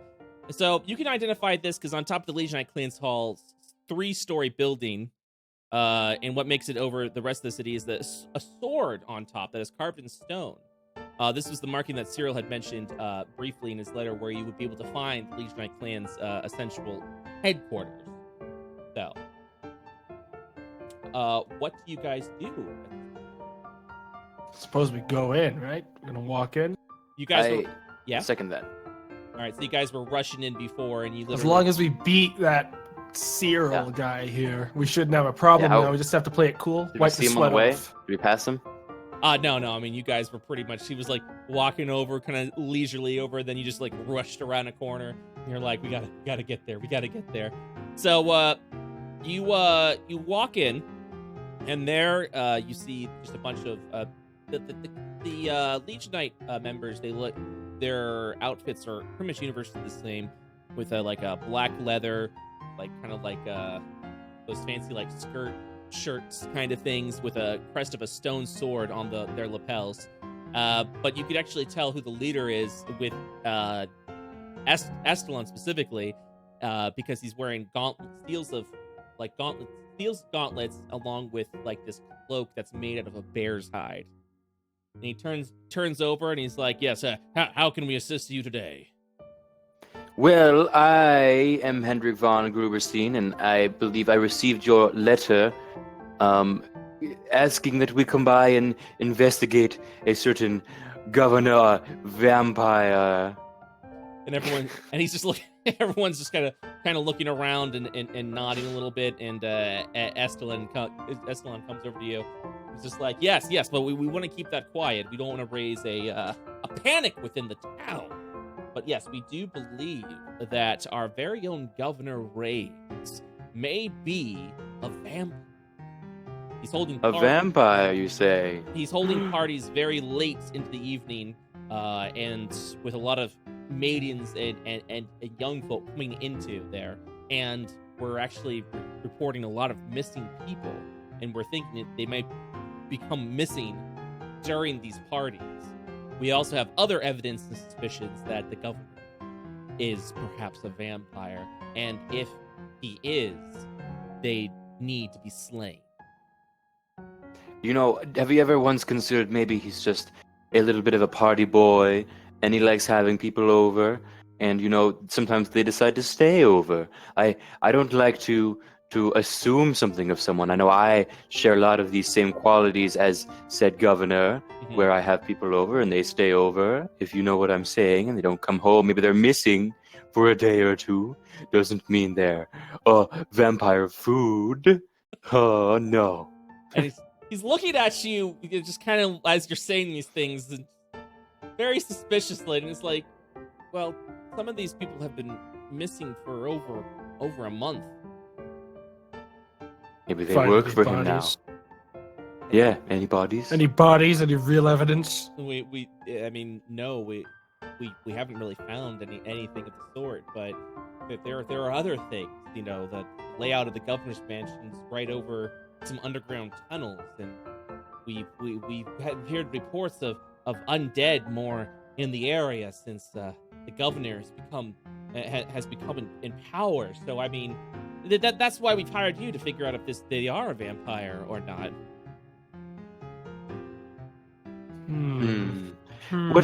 What do you know of vampirism? I'm actually an expert myself, so I feel like I know a good deal. But I'm curious what other, symptoms you may have seen around. You did mention actually many, so I don't know why I'm asking you this. Yeah. But maybe just, anything specific. Has he come out during the day at all? No. Well, I mean, he is over in specific events and buildings, but that's also another thing we've noticed is that the governor doesn't really walk out during the day. If he's ever outside, we normally see him at night. Is he a pale man? No. I mean, he's well. His face is well, flushed with life. But I mean, anyone with makeup could do that. I mean, and he kind of looks at you a little bit, Hendrik, and yes, he's just like, you did mention that you are an expert of vampires. won a Monster Hunter, I do believe, but what is your background exactly? You know, one does not approach a tree and ask what it was like to be a sapling. In many ways, I am but a tree, and I feel you are asking me information I'm not at liberty to divulge, you know? So why don't we just move on to the part where you tell us what you need, and then we can be on the way. He's like, yes, I understand that, and of course I don't want to impose, but you say you would not ask a tree something. Why would you speak with a tree? What? Do you not have talk to plants? I thought everyone had that spell. What? Oh, mercy me. I guess I'm just... I can talk to plants, sure. He looks over to Maximilian and Shiv, and he's like, Can you talk to plants? Sometimes I've never talked to plants, but I talk to animals. I think maybe I'm not sure. Sometimes I see them just walk off in the middle of the night at the camp and talk to the grass. I don't think I'd press that too much. And he looks over to Shiv, and he's like, "What of you? Do you?" This entire conversation, I actually haven't been listening to him. I'm behind both of them, rummaging through my bag, grunting sort of angrily because I realize this isn't my bag because the dead rat that I kept in here from the latrine the other day is missing. Right. Of course, obviously. So I haven't been paying attention to the conversation, sort of looking for this the whole time. So he looks over to you and it's like, I do apologize, my lord, but you're an elf, correct? Yes, I'm a high elf. Oh, yes. Okay. You know what? That's fine. You guys are here now. We appreciate that. Obviously, you all are experts in all this. I do greatly appreciate everyone. Oh boy, everyone being here. Of course, I want to make sure that we're taking care of you guys. So yes. All right. So here's the deal. If you can go ahead and reveal whether the governor is mortal and human, or if they are in fact a vampire, we will be more than happy to pay you. If we're willing to part with 10,000 gold pieces. Does that work with you? Might not be. Might not be high enough. I'm going to be honest. The vampire, that's a pretty big pull. You know, that's a governor. If we walk in there and we embarrass ourselves in front of the governor, and you don't have a confirmation that he was a vampire, and you don't have any real confirmations on that, then we have just seriously burned a bridge. Right. Of course, I understand that. Go ahead and roll some persuasion checks. Hendrik pats Maximilian on the back proudly. Okay, so I need to pull up my dice. Here we go. 19. Okay, so I mean, you do actually make a valid point. He's like, yeah, I suppose. No, I understand that I didn't really think that the social element would be in play, so I understand that. All right, I could probably do 12,000, but not a gold piece more. We're a bit stretched in the coffers. Did you give us a steak complimentary? I mean, I could. In case he is a vampire, we catch him. We lost our last steak. He's confused for a moment. He's like, well, I suppose I could speak with the chef. I mean, do you prefer... No, I mean like the stick, like the wooden part we used to stab him. We don't need your food. Oh, of course. No, that I understand that. Yes. We of course will provide you with a wooden stake. Yes, of course. Yeah. And then he goes over into a closet in the area. He just opens the door and pulls out this wooden stake, hands it to you, and he says, "Of course, you're more than welcome to complete it." And yes. As Hendrik receives the steak, he goes, and then he goes, "No, I'm just kidding. Oh, look, you should have seen the look on your face. All the blood went away. Oh, it was delightful. Anyway, here you go." And I hand it over to Max. His face is just pale, and he's like, "Oh, you got me. I mean, it doesn't. I mean, I'm sure you know with vampires, when you hold a wooden stake, it doesn't actually burn." No, it doesn't work like that at all. Yeah, you're just, easily fooled, really, is the thing. Right. So we're willing to also part with 6,000 gold so you can purchase any supplies you may need to take care of the governor. I would also recommend approaching at night. They usually keep the mansion sealed up during the day. Oh yes, attacking the vampire at night. What a good idea. Get a look at this guy. Is he a monster hunter too, fellows? He's looking down. It's like, yeah, I understand. It's just they keep the area well guarded. You can attempt to strike. You know what? I don't mean to tell you how to do your job. Of course, you're more of an expert than we would be. We are familiar with whatever you want to do. That's fine. How long do you think this would take? Looking at the time, about another hour and a half, I believe.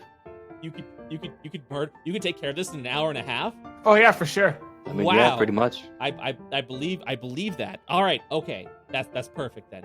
Well then, here's your 6,000 gold pieces. Thank you so much for being here and helping out. I really do appreciate it. Thank you. Be gone. Yes. We live here. This. No, it's ours now. Deception. Oh! This is how bards work. So, are you actually gonna try? No. Okay. No. So he's just like, okay, well, thank you for. Oh. Do So go ahead. you have steak? Do you have food steak here as well? He's like, so you say, do you have steak? And he's like, I mean, we could get you another one. That's something. No, I mean the food one. Oh yeah. So yeah, we were actually about to eat a meal. You're more than welcome to join us with that. I'll speak with the chef, and you guys have a lovely steak lunch. Especially Shiv, who's been completely filled with meat right now. Good lord. Jam. No. I don't like this. I don't like that. No. I jammed the boy with meat. Please. So after the meal, what do you guys do? I mean, it's middle of the afternoon. I would like to actually inquire if there's supposed to be a party tonight at the mansion. Who do you inquire And if with? so, I mean, I guess the people living here. Oh, in the Legionite clan. Yeah. Sure. So he goes. Yeah, it has a party every day. I wouldn't assume, there wouldn't be one. I'm almost certain that there is. Is it a masquerade party by chance, or maybe it's an all like black tie, or like what are we looking at here? I mean, we don't go, but we do see a lot of people that head to the manor in masks. I suppose it would be a masquerade. Now, pray tell, is there anyone here in the Legionite clan that is a talented tailor? I believe if we go undercover as party guests, we can get up close and stick that steak right in that boy. Whoa! All right, Hendrik. No, but that boy. I meant a vampire. I'm sorry. I get everyone's just kind of taken aback. They're like, oh. My words are all mixed up sometimes. I've been saying boy a lot lately, actually. Well, sir. I mean, you seem to already be dressed for the occasion. I mean, what you wear is usually the style of what. I'm talking more for these two chumps. Oh, yes, of course. Yeah. Yes, I'm sure we can have something nice for your. I ain't gonna put it on. Your husband and son. Yes, absolutely. Yes, good. Are there any masks to make them look a little more like moi? And he does like a little flourish. Yeah, yes, we were having a plan that perhaps we would infiltrate the governor's manor, but absolutely, we can provide you with some masks. Good, so you take the plan you were doing, and you just give it to us, and we'll take care of it. I mean, yes, we're paying you. Yes, absolutely, of course we could. Actually, another request. I'd like an inside man to go with us to this party. One of yours to come in with the party with us, and in case things are going a little shaky, we can contact them and say a keyword, say banana bread or something. You hear that, and you'll know right away something's gone wrong, and you can go and get help. Yes, of course. I mean, banana bread, that's a wonderful code word we haven't actually thought about. They kind of begin to talk to each other, and they're like, how can we never use banana bread? It just rolls off the tongue. We can do that. It's natural, too. You can do it in any conversation. Hey boy, could you fetch me some banana bread? I'm hungry. Yes. We were actually thinking of a code word that we could just scream in the middle of the party as loud as we can. And I feel like banana bread might actually be that code word. Perfect. Yes, we've got this. We can handle this. The plan is in motion right now. So we'll go ahead and take care of that for you guys. So who is our contact? Who's our man on the inn? Our inside man. Oh yes. Well, I suppose we could have Rupert go with you. I mean, he hasn't been doing much recently. Rupert. Is he like a bum? But why are we giving us the bum one? No, well, everyone else is going to be busy this evening preparing for... What? Doing what? Busier than hunting Killing a the vampire governor. Well, if you mention that you're going to be able to slay a vampire so quickly, there's obviously going to be pandemonium in the town once they find out the governor is dead. Albeit, by being a vampire, we need to go in and make sure we keep everybody calm. So we can go ahead and give you one inside guy, Rupert. No better than Rupert, really. That's the best we could do. Can we do any better than Rupert? Come on. How about Rupert's, you? What are you I doing don't tonight? feel like Rupert's a very good winner. He doesn't sound like he's gonna pull his weight. Rupert's in the corner right now. He's a half-orc. He's just kind of like, no, I understand that could, what else? Yeah, you're right. And Who would want a half-orc like me? And you see Estalone's like, I mean, Alfonso. Perhaps we could have Alfonso. Are you good? And you see that he's a half-elf, and he just kind of sighs a little bit. He's like, yeah, you know what? I would actually be all right doing this. My brother recently came home, and he is just a mental wreck. He's just screaming words like the dwarf that doesn't exist and latrine, and he smells of feces. You know what? I am just happy to not be a part of his world. Yes, I will be your inside man. You're in, Good. Alfonso. He's in. You're I in. like this guy already. So the plan is in motion, and so they get you guys fine, tailored outfits to go ahead and head over to you, and Rupert just kind of heads home for the day, just really distraught, and Alfonso's ready to go, and you guys get yourselves kind of like an outfit that's as grandiose as Hendrik is. There are 5 masks, each of them with the face of an animal. You've got a bear, a boar, a raven. You also have a cat and a dog. Which masks were you guys interested in? Hendrik probably likes the raven. All right, so I call the cat. You get the raven. The cat one's really nice. It has these, like, diamond little strings like that come out of the nose, and it's perfect. And you put it on your face, it barely fits on your forehead, but I mean, it works. It works for you. Maximilian, what are you interested in? So I close my eyes and reach out for one randomly. I grab the pig one, the warthog one or whatever. The boar, it was. yeah. The boar one. I just put it on. A little bit confused. Briefly. Probably could have just picked a better one, but It has two Why'd you small. close your eyes? I like mixing it up. 2 small tusks that comes out of the mask's face, so it looks absolutely perfect. It looks absolutely perfect. So, and of course, Alfonso will, oh boy, I guess take the dog. Yeah, he just grabs random one, takes the dog, and he's like, really, thank you so much. Anything to stay out of the home. Okay.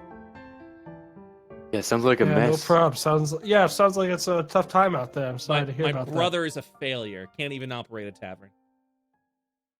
Tell me about it. So, you guys, the evening hour approaches. What do you got? Yes. Can I sleep until then? Yeah, absolutely. I always actually sleep better during the day. I don't know if I've told you guys that. Everyone just looks at you suspiciously and goes, yeah, yes, of course, yes. But there's a group upstairs. You're more than welcome to go about that. Great. I recover my modify memory spell slot that I spent on Alfonso's brother. All right. So you guys begin to head towards the manor during the middle of the night, and as always, I mean, because you had to get a little extra rest in. You're a little late to the party, but it's good to be a little late to the party because that's when everything is afoot, essentially. You guys arrive at the this gorgeous governor's mansion. Everything covered in marble, lit up nicely. A beautiful red carpet goes upstairs, and you're greeted by the ward of the house. You were greeted by Arthur, who looks a little well, he's not the most handsome of men, I suppose. A little hunched over, face slightly warped, but wearing a beautiful tux. Alfonso nods to Arthur and says, "We're here for the party, of course." And Arthur looks to you three. Yes, we Yeah, are we're here for the at party. the party. What do you think we just put these on when we're out and about? What's wrong with you? Come on, let us in already. No, I understand. Come in. And now you are in the middle of the ballroom, where the elite, the high life, is dancing around triumphantly, enjoying themselves with the finest champagne and wines and fresh, wonderful cheeses, and everyone seems to be having a good time. But the governor is still nowhere to be found. This is great. I'm happy we came here. Can I join them in my dancing? unexposed neck is getting sweaty, and I pull my collar down, trying to bait the vampire. I look around. You see Shiv go out and begins to dance around, and Maximilian is just sweating a little bit. And Alfonso looks to you, Hendrik, and goes, "So what are we doing?" Enjoy yourself, Alfonso. It's a party. What, am I gonna coach you all the way through the night? Come on, let's hit the punch bowl. And he looks at the punch, the deep red punch, and is just like, I don't know if that would be wise. Hendrik takes a deep drink from the punch bowl. Okay, so it is it's elderberry. Oh, delicious. And I let it like pour out of my mouth a little bit, through my teeth, just to freak Alfonso out. Alfonso kind of looks and goes, what is your heritage again, Hendrik? Hendrik wipes his chin and says, "Let's go dance." So you grab on Alfonso and just start dancing with him. Maximilian, how's your plan going right now as you're just kind of like exposing your neck to the world? I'm just sort of like I'm scoping out the party, taking a look around, maybe get an idea of the layout of this interior building. Look for any side rooms. Like how are there like any like open doors leading into other parts of this mansion, or is it just sort of a big hall that we're in right now? So as you walk in the mansion, and over to the left is where the ballroom is, and everyone seems to be spending their time. Arthur, of course, at the front door, making sure that the guests are guided nicely over into the ballroom. You do notice that on the other side is another dining room that apparently is not in use right now. And up the stairs seems to be some other hallways as well. You did notice a door behind the stairwell that may lead more maybe to a basement of some sort in a typical governor's mansion. But it does kind of fit the rumors that there are some underground tunnels near the manor. And you also see Shiv, who is just breaking it down on the dance floor, and everyone is avoiding right now. Oh, I am avoiding him too. I walk up to Hendrik and Alfonso. I sneak up. Do they see me right now? Can they see me in the crowd? I mean, Hendrik and Alfonso are dancing, spinning around. Hendrik seems to be having a good time. Alfonso does not appear to be having a good time. I close the gap between me and Alfonso. I get right up next to him and I scream, "Banana bread!" He turns around. Just want to keep you on your toes, Alfonso. Just keeping you on your toes, all right? And then I just walk back out. He removes himself from Hendrik and turns around, and he says, "Yes, what did you see? What did you see?" Nothing. Just want to make sure you're ready for when shit gets wild, all right? And then I just go back into the crowd. And he points behind you, and you actually see the governor walk in, and everyone kind of starts cheering. And he kind of whispers over to you. He's like, "Yes, good eye, Maximilian. Of course, you seem to have gotten the attention of the governor. Perfect, absolutely perfect." Yeah. The governor's now staring at you, Max, with a smirk. He's like, "You like what you see? My collar is still just as undone as it was before." And I nod back at him and give him a really awkward wink. Just like your whole face moves to this blink at him. Just a blink. His head's just jerking all around. The Governor Reyes is wearing this beautiful fur coat and blue robe, and he walks over to Maximilian, interested in this being, and he offers his hand to you, Tomato. What do you do? Ooh, okay, yeah, I give it to him. And he looks over and he says, I do enjoy banana bread. Oh, do you now? And I haven't met anyone who doesn't enjoy banana bread since, Alfonso looks to you, Hendrik. He's like, it's working. The banana bread, it's working. Brilliant plan, Hendrik. Hendrik's like a little jealous and sad it wasn't him.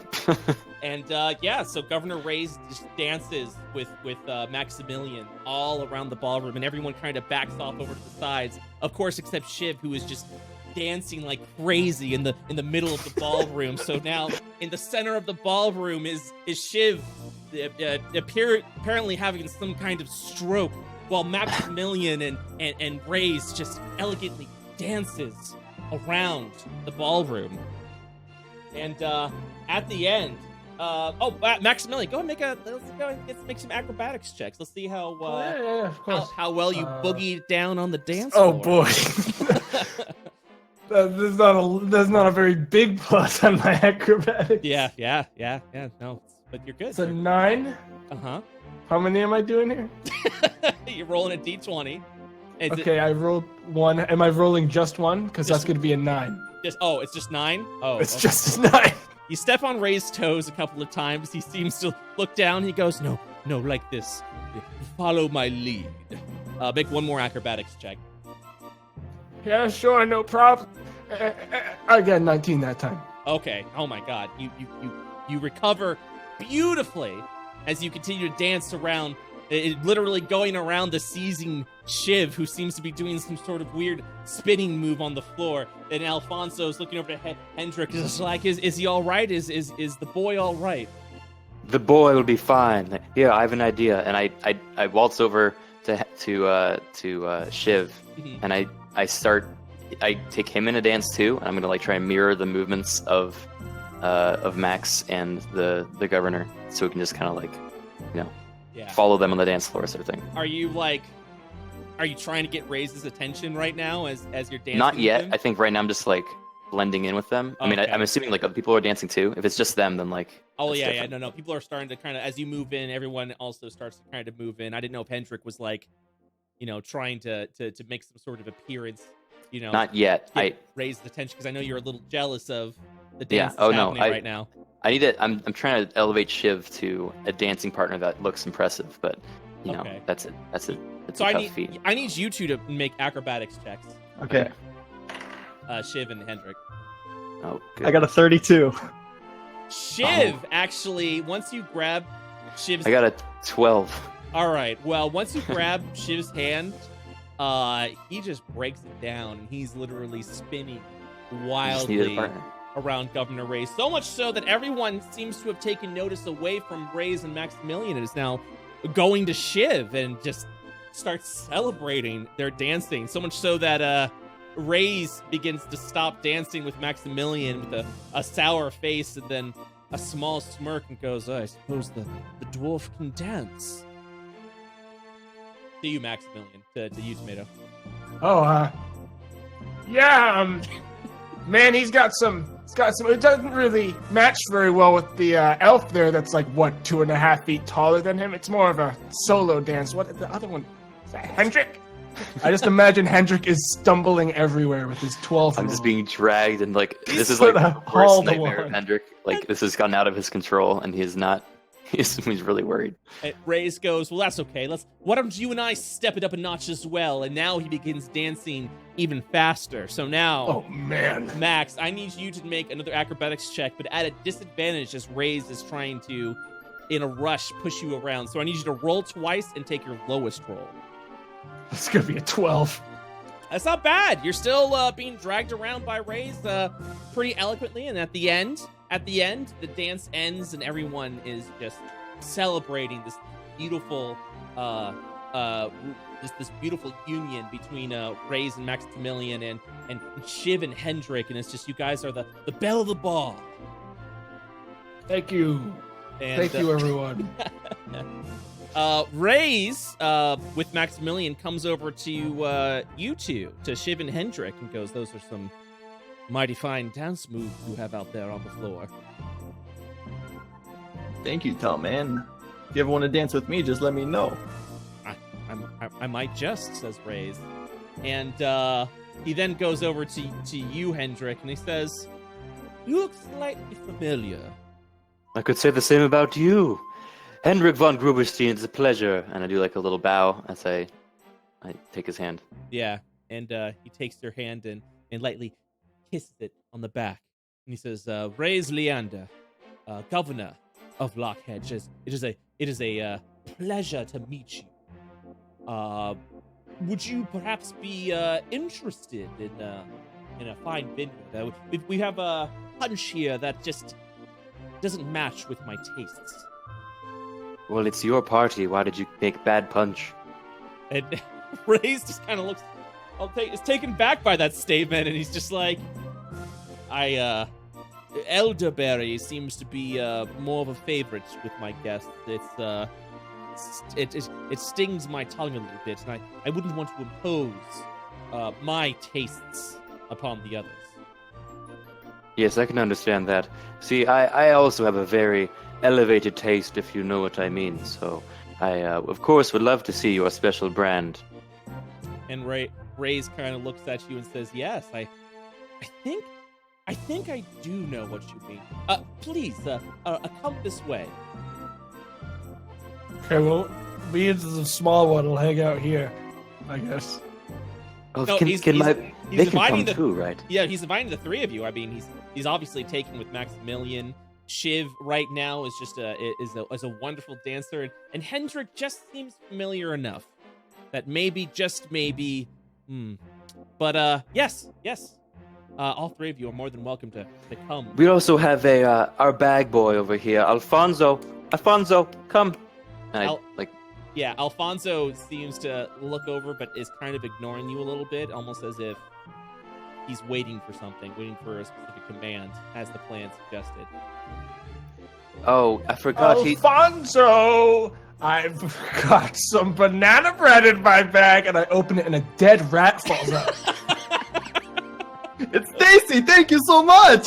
I obviously jumped like a mile. I have no idea how that dead rat got in there. Oh my god. Alfonso just like, banana bro! My god! And he just kind of flinches a little bit back and is just like, oh no, yeah, he's looking at everybody kind of panicked, and Raze, no one seems to notice, and Raze is kind of looking down at the rat with just like, this look like, oh, what could this possibly be in his eyes?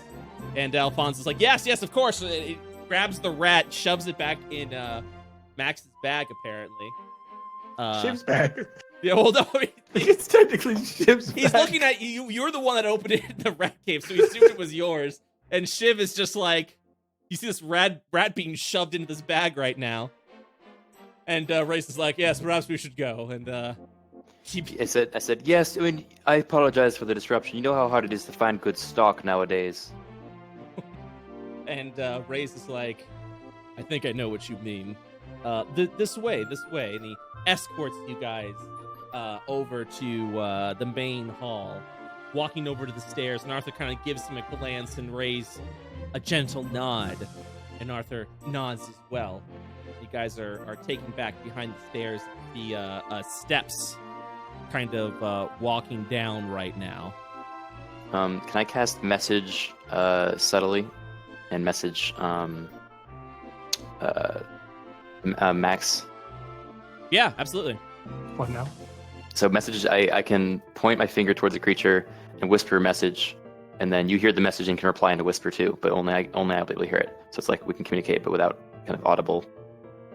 I guess it's, well, how easy is it to stealth that, I guess? Or how noticeable would it be? Well, I mean, it unless it has sort of like motion or... It does have a motion component to it. I mean, you could go ahead and roll a stealth check just to kind of do the motions, like... Am I with the governor right now, like side by side, like is he walking me first? You're kind of like a step behind him right now. Okay, then, well, if I'm a step behind him, then I'm going to try to message him. Yeah, can I choose to walk ahead and sort of distract the governor a little bit? Absolutely. Yeah. dies off of him, so I'll do that. I'll start talking about some of the dancing that I did, where I learned it, maybe. And then I did a twirl, and then I did a flip, and Yeah. then... And Rage is Sort of like, Saying things. your steps is so elegant for a he's like, your steps are so elegant for a dwarf. I was very impressed. Very impressed. You are of an interesting stock, he says to Shiv. Yeah, I heard it 100 times before. Thank you. So Hendrik, what message are you giving to Maximilian? I'm gonna whisper to him, he's definitely a vampire. Oh yeah, for sure, man. For Like sure. 100%. Like I totally dropped all the hints and he picked up on all of them. We are going in to be bitten right now. I'm just gonna give you a fair warning. Yeah, no, I read it loud and clear, man. Like, I was pretty sure the second he started, like, pretty sure levitating off the ground while we were dancing, trying to keep up with you. Some weird stuff going on with this guy. Yeah, the weird stuff is he's a vampire. Definitely. Yeah, probably a vampire.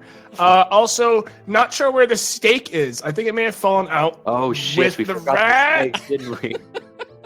Oh yeah, you opened the bag and a steak and a rat falls out. That'd be too much. Well, fortunately, the rat was kind of over the steak. Yeah, I covered it. At this point in time. But you guys begin to walk down this hallway, and it's just this beautiful, like almost like a museum of sorts. There's various paintings and pictures and pieces of art up against the walls. Beautiful, elegant chairs made of the finest velvet and oak. And over in the center is a set of this weird, elegant armor. And he walks around it. He walks around the armor. He turns over to the three of you, and he says, "It would be just a moment. I just need to walk in here to the vineyard and grab one of my finer bottles of wine. Would you be all right waiting here for just a moment?" Yes, I'll join you actually. I'd like to pick the bottle as well. I have a very, elevated taste. And he goes, as we have discussed. He's like, no, just wait here for just a moment. And he kind of gives you a look like a smile. I look back and go, And by the time you do that, he's already walking. Damn it! That usually works. And I'm like standing next to him during this, right? Like just watching Hendrik just blow it right now. I roll persuasion. Okay, you're rolling persuasion while he's walking down the hallway. With my eyes. Yeah, you're more than welcome to. You're just kind of like staring over. You're like, And the door opens and closes, and you're like, Oh, damn it. As the door closes, the knight itself, the armor begins to kind of motion and move as if it's coming to life. As if it's coming to life itself. What do you guys do? I think I had too much to drink. Did you have anything to... Oh, I'm using your voice now. God damn it. Alfonso. I believe... What? Go ahead. No, Alfonso's just kind of looking at the statue. What are you doing, Hendrik? Oh, well, it looks like this isn't going to be as easy as we thought, boys. All right. Are we ready to throw down? Ready to dance? All right. Oh, I can dance all right. So, what I need from everybody right now... Let me go and get this. What I need from everybody right now is for you guys to roll initiative. Oh, shit. Oh. Yes, go ahead and roll initiative. Oh, I have done the roll. 23. Oh my god, 23. 15. 18. Okay. And Shiv, what you got? I got 15. 15. Very nice. All right. Now, So, I rolled pretty low. As you see, this Alfonso's just kind of staring at this thing right now. And I rolled pretty low. So, Hendrik is actually going to be going first.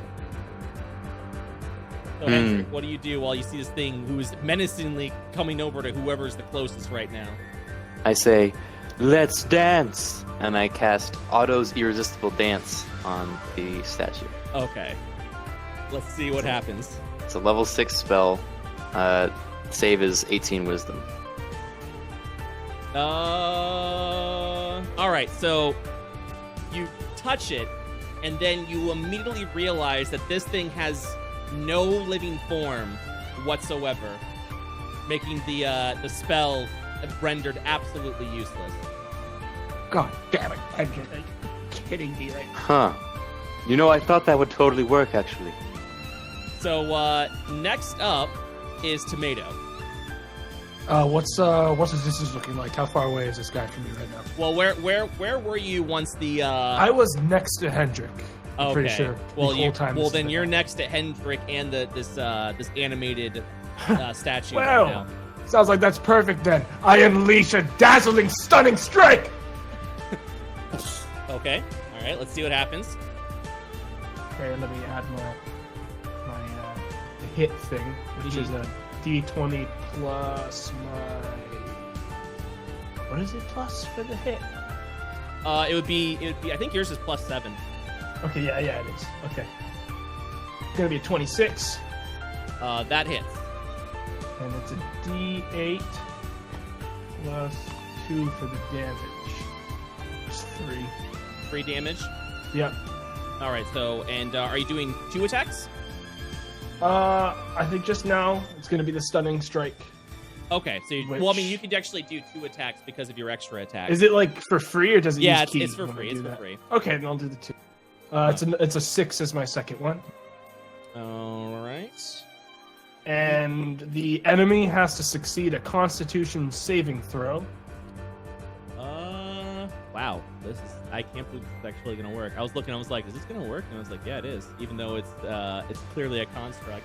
All right. So Constitution saving throw, right? Yep. All right. Let me give you that right now. I got a 12 total, so he is currently stunned.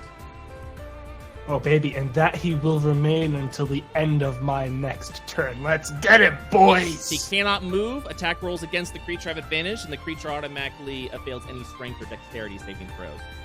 Yikes. Before we continue, I want to thank really quick Multi-Base Fires who gifted 1, 2, 3, 4, 5, 6, 7 subs. Hypnonaut with the Twitch Prime sub. Multi-Base Fires with a 10,000 bit cheer, dude. Thank you so much for that. I really do appreciate that. Reserve with the bit cheer, 100 bits cheer, Pixie Cutter with 200 bits, and High Rise with 10 bits cheer. This is the Legion Guardian, guys. So all the new follows, new subs, and bits cheer has empowered this thing greatly. So thank you very much for that. Shayne, with that being said, you're next. All right, it's a perfect time for me to get my Shiv sneak attack off. Okay, yeah, go for it. Let's go ahead and do this. All right, first attack roll, 24. That hits. Yep. Let's go ahead and get that damage in.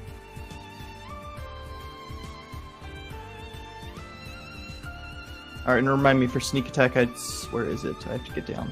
7d6. 7d6. Yeah, as long as you're near someone else who's fighting the target, you can do your sneak attack once per turn. All right, so that is 32. 32 points of damage. Yeah. Okay. All right. Go ahead. You can also do another attack with your I'll offhand just do weapon. another one, which is 16 for the attack roll. The 16 for the second hit? Yeah. Does not hit. Okay. And, okay. All right, so you managed to do a pretty good chunk of damage over to the enemy. Let me see here real quick. All right, so the one that was in melee, Shiv, you see him kind of turn over to you. And this statue holding up their hand, you see a radiant flash of stabbing light, essentially just this thrust of light, and it just goes for you, and it begins to tear apart at your flesh. Oh. So, let me see what we got here. Does a 14 hit you? Yeah. Okay, and then the other hand will come out, which is also glowing and is also going to attempt to hit you. That's a 24, so both of them are going to are essentially going to land. All right, let's see what we got here. 6. And then we've also got the bonus from all the subs we got. So the first one is 21 points of damage, and the second hit is 15 points of damage. Oh, you just see Shiv just like just starts to tear at him. It is pretty bad. That'd be like half of Max's health. Max. I'd be fine. I have a self-heal. What's your health at right now? Shiv? 107. 107? Okay, good. Yeah. All right. So top of the round, once again, it is Hendrik. So there's only one of these, right? Yes, that is correct. Okay. I will cast Cloud of Daggers on it. Okay. I fill the air with spinning daggers in a cube 5 feet on each side, centered on a point you choose within range. So basically, just like on the square that this construct is, I'm just gonna have a bunch of fucking daggers like spinning at them. Okay. Let's see. Let me know what I need to do. A creature takes 44 slashing damage when it enters the spell's area for the first time on a turn or starts its turn there. So would this count as entering it on its first time? Yeah, I would count it as that. Okay, so that's 44. I think it just happens. It doesn't say there's any save. Okay, it's 44. There's no like save or anything like that. Just start taking damage. I think so. All right, go ahead and roll for the damage as you see All these right, daggers literally casting it. slashing apart it. Yeah. 3rd level, so it's 64. Okay. So I gotta roll a bunch of d4. All right, so that's 3, 4, 5, 6, 10, and then one more. 14. 14 points of damage. Okay. Hold on. And when it starts its turn, it would also be hit, I think, again, because it's Okay. when it starts its turn within that sphere. When it starts its turn, it just takes that damage. All right. Yeah. Sounds good. Unless it leaves that 5-foot cube. Just to get out of it. All right, Yeah. Maximilian, you're up. All right, I'm going to be doing a good amount of stuff this turn, so Okay. let's see how this thing handles this. I'm going to unleash a flurry of blows on my target. Okay. And I'm going to be utilizing my Way of the Open Hand to add some effects to those blows. Okay. The first of them is going to be that it has to succeed on a dexterity saving throw. It'll be knocked prone. Oh boy. Okay. Dexterity saving throw. Let's see what we got here. It is not very dexterous, so I rolled a 13, and your save's a 17, so it does indeed fall prone. All right. And Yes. the next one, I'm gonna just cover all the effects before I go into like the damage. Oh, or yeah, should I do the also- hits first? I should also- I should confirm that these are hitting. Yeah, before yeah, yeah. I guess was we going do to say, the also let me know effect what you're stuff. rolling to hit. So let's do that first. Sorry, it's just a lot of stuff. on No, top it's of okay. each It's other. okay. It's a lot at first. I get it. All right, first one's 18. That hits. Yep. Next one's 11, The second one does not hit. and the next one is 16. The 16 does not hit either, so you land once. It automatically fails because it's already stunned from your stunning fist before. So you just see it just crash down to the ground prone. All right, awesome. So he's on the ground. Yep. I've hit him once. Yep. Now, because I'm a very soft boy and I'm nervous about losing all of my health. Oh, before the actually, next- you know what? I totally sorry. Re-roll the other two rolls because he's stunned. He has advantage. So go ahead and re-roll your Okay, other two rolls. I got 19, I guess, for the second one. Then. That hits, and then your And I third got one. an 8. Okay, so that third one misses no matter. Man, how do I Okay, with that's fine. this collapsed body on the ground? It just kind of bounces off the armor. You're like, ow! It's like punching a wall. Okay, so for the next one, then this hit that does make contact, Yeah.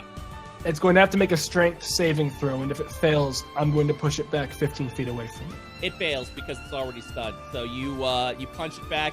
it leaves the cloud of knives and then just flies back the hallway and lands. Oh, great work, Max. Now it won't get hit by the knives. Hey, well, if it hits me, I'm just gonna immediately break in half. All right, Hendrik, how about you adjust to your weakest boy? Alfonso's like, we should probably be focused on the animated armor. On getting up in Hendrik's face now. Did Alfonso attack? No, Alfonso's just been staring there stunned. He's just like, I don't know. What? You're giving advice, but you're not helping. I don't think you... All right, I'll go in. I will go in. Go get him, Alfonso. Well, Max still needs to roll his damage. Oh, yeah. All right, so the first one that hit is going to be a 6. Second one's going to be a 3. Okay. All right, cool. All right, so next up is Shiv. All right. Yeah. Let me see. I think I could just do a basic attack. I don't have much. Yeah, you can roll and do a basic attack. You won't be able to do any sneak attacks since nobody is. I can't do that right now. Well, Alfonso, before you do that, Alfonso just runs over, brandishing, pulling out their longsword, and begins to try and strike at the creature because he's just flustered with the fact that his brother is essentially just a mental wreck, and now that his entire party is just yelling at him, saying how weak he is. He's like, fine, I'm going in! Ah! And he deals about 7 points of damage. So if you go in, you can go ahead and do sneak attack. Okay, then I'll go ahead and try that again. Okay. Hopefully this goes well. All right, so first attack roll, 32. Yeah, is it a 20? Did you roll a 20? Well, let me see. No, 19. 19. Oh, no. Okay, I was like, man, this is going to be a lot of damage. All right, yes, that hits. You want to do a sneak attack for this attack? Okay, yeah, I'll sneak attack this one. I wish it was or crit.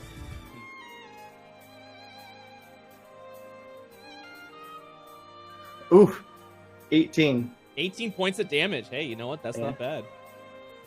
A lot of ones, I see. Hey, you know what? That's all right. And you get your second attack in since you've got I'll two do weapons. the second one. 26, and hits. this one is... Oh, not 7. 7 points of damage.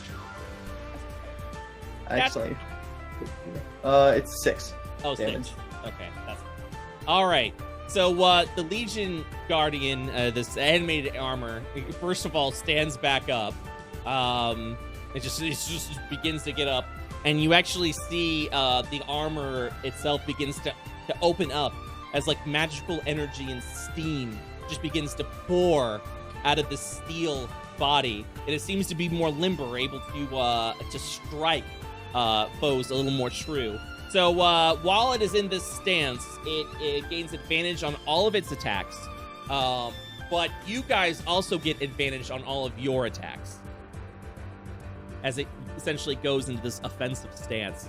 Okay. It then looks over to Shiv, who seems to still be doing a good chunk of damage. Let's see what happens here. Again, same magical hands. He's going for it. He's going for those hands. Actually, no. He's only able to do one hand attack. He rolls in. That is... roll that. Does an 18 hit you? Yeah. All right.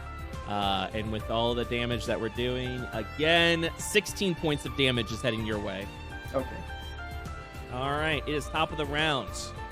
What does Hendrik do?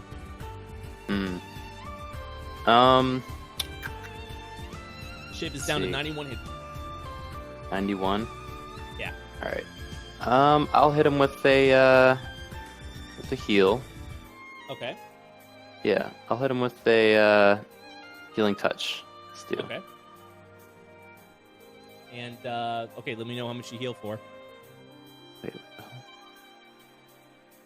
Sorry, one sec. No, you're good. Oh, I guess it's cure wounds. I'm thinking of. Oh yeah, All right, Cure yeah. Wounds is which one? Are you using a higher slot or just the regular stock? I'll use a level 2 spell slot. All right. So 2d8, I think. Yes. Okay. Which one is this?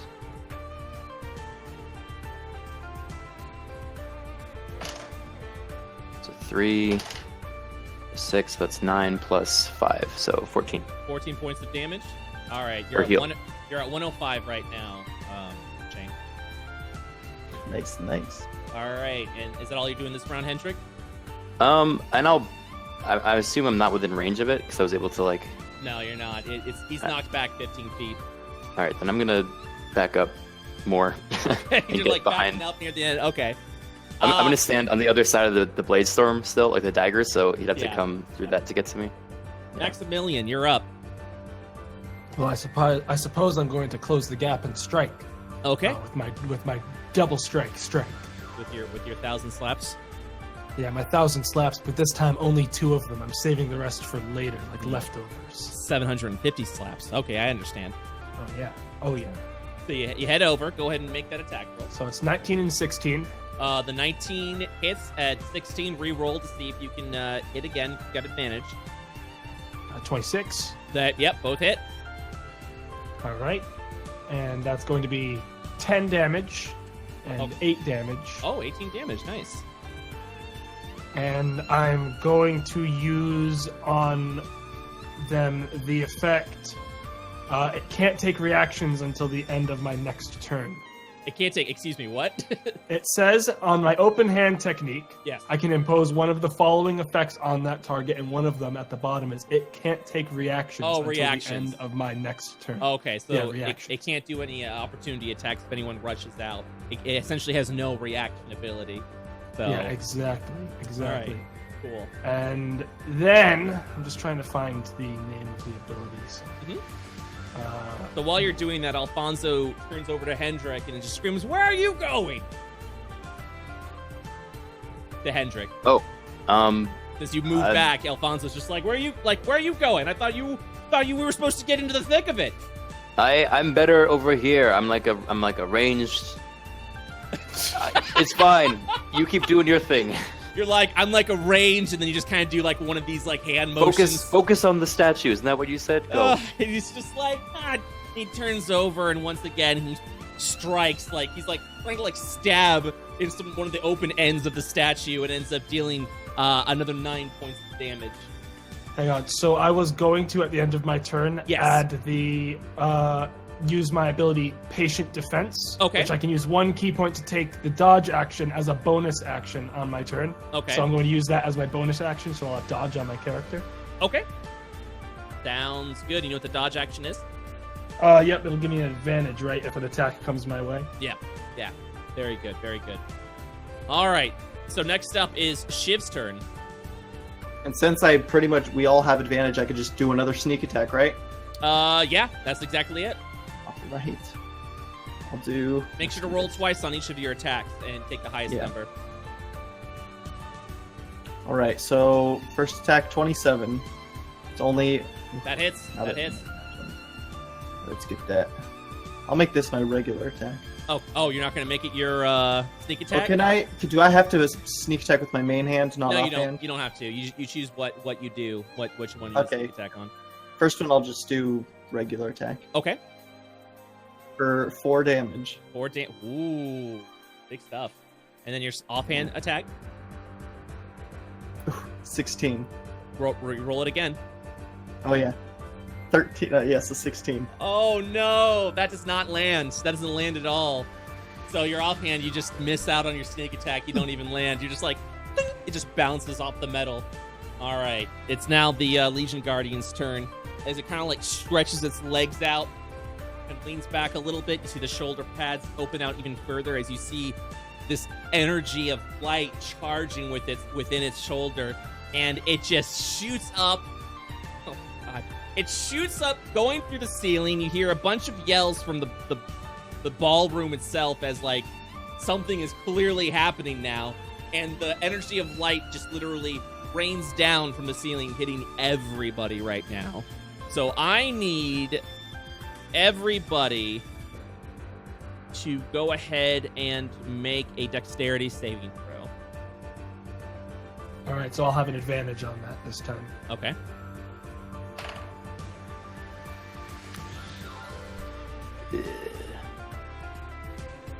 Um,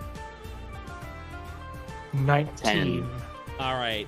Max, you're good. I got a natural 20 out of it. All right, so Shiv and Max, you're good. Since you both have evasion, you automatically don't take any damage. Hendrik rolled a 10, and that wasn't enough, so you're taking the full brunt of this attack. Give it to me. Well, here we go. 34 points of damage. Cool. Ouch. Hendrik, doing all right over there? I'm fine. I'm fine. I'm going to be over here, though. Gone. You're at 67, right, Hendrik? Yeah, 67. Okay, perfect. Top of the round. It's now Hendrik's turn. How does Hendrik respond? Hendrik's not happy with that, so he's going to go over and cast a Vampiric Touch on this this creature. Mm-hmm. Wait, let's see. Is that Necro? It is Necro. Okay. It apparently still works, so go for it. Okay. I'm going to cast it at, what level do I have? Yeah, alright. A level 3 for now. Level 3. Okay. So that's 3d6, and I have to make an attack. I think it's a melee attack. Okay. Yeah, so it's a melee attack Yeah, let's see if you hit. to hit. Remember, you get advantage on all your attacks. Yeah. So that's a 18 and a 2 18s. Yep, they hit. Okay. So he takes 3d6 necrotic damage, Okay. and I'm healed for half of that. Ooh. So it's 4, 1. I'm rolling terrible. 1. So that's 6. I'm 6 points. healed for 3. Oh, well, it's down a little bit, so you're doing all right. That's terrible. Next up, Maximilian. All right, I'm gonna drop another flurry. Oh, the 1,000 slaps coming in. 1,000 slaps.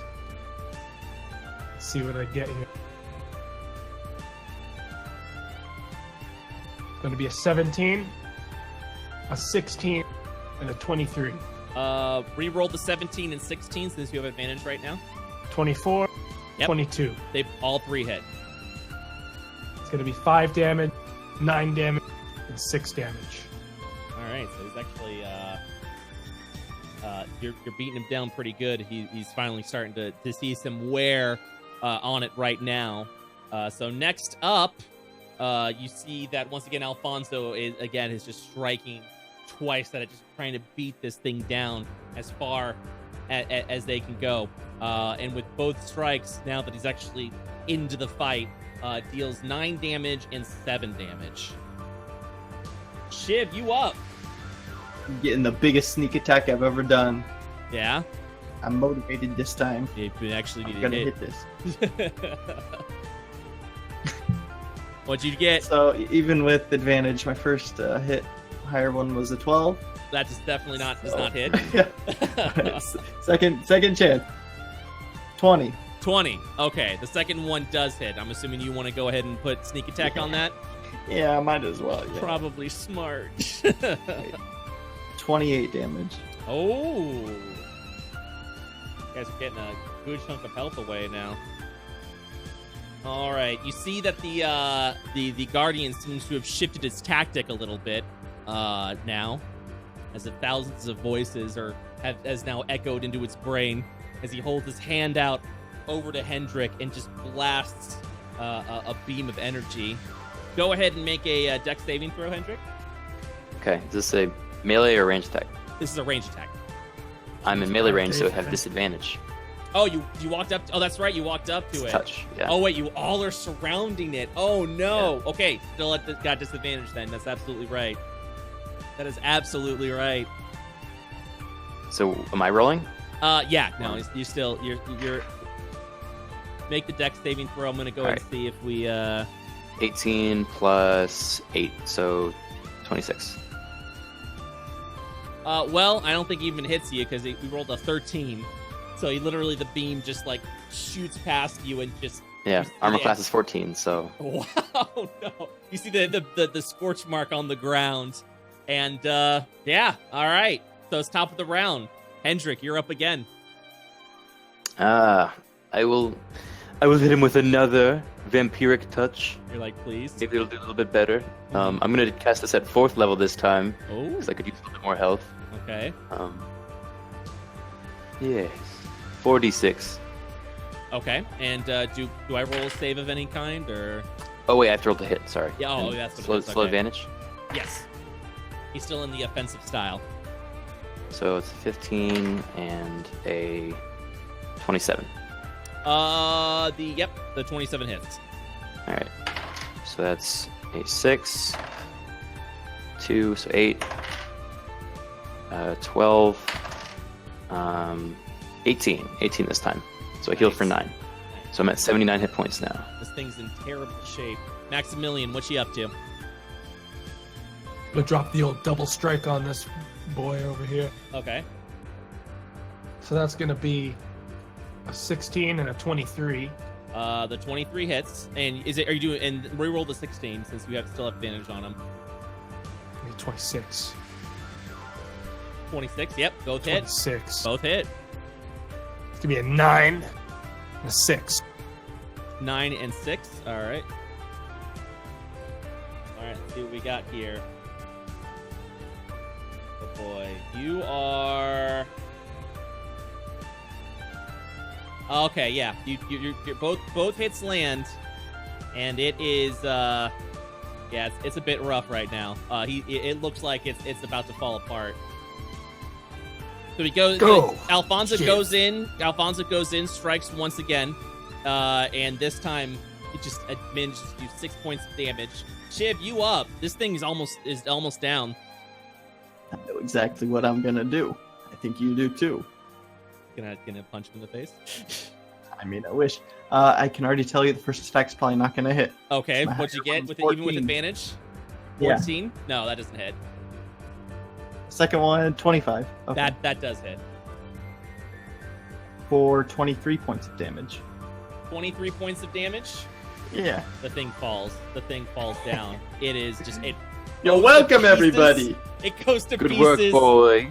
Falls apart Oh, and it is bitch. down. Oh my god! All right, congratulations, guys. You beat the Legion Guardian. The We did it. Time to go home, everyone. We killed the vampire. the vampire is still ahead. Man, that must have been a really long trip to get those drinks for us. That he spent all Whoa. that time. It's only been while like we were 20 fighting his seconds. Armor. It's only been like 24 seconds. Well, we better wait. He must be coming back kind of soon, right? We don't want to. Should we clean this up? It looks We like gotta hide this. We gotta hide this. This looks expensive. Yeah. I put it on. You Oh. put it. Oh, so you're like literally trying to put on this Yeah. armor. So while you're doing that, Governor Reyes, after like a minute or so, walks back. He hears nothing. He walks back in, and you see Shiv in like this like makeshift armor of the decorative armor just on. And Hendrik and Maximilian, what are you two doing?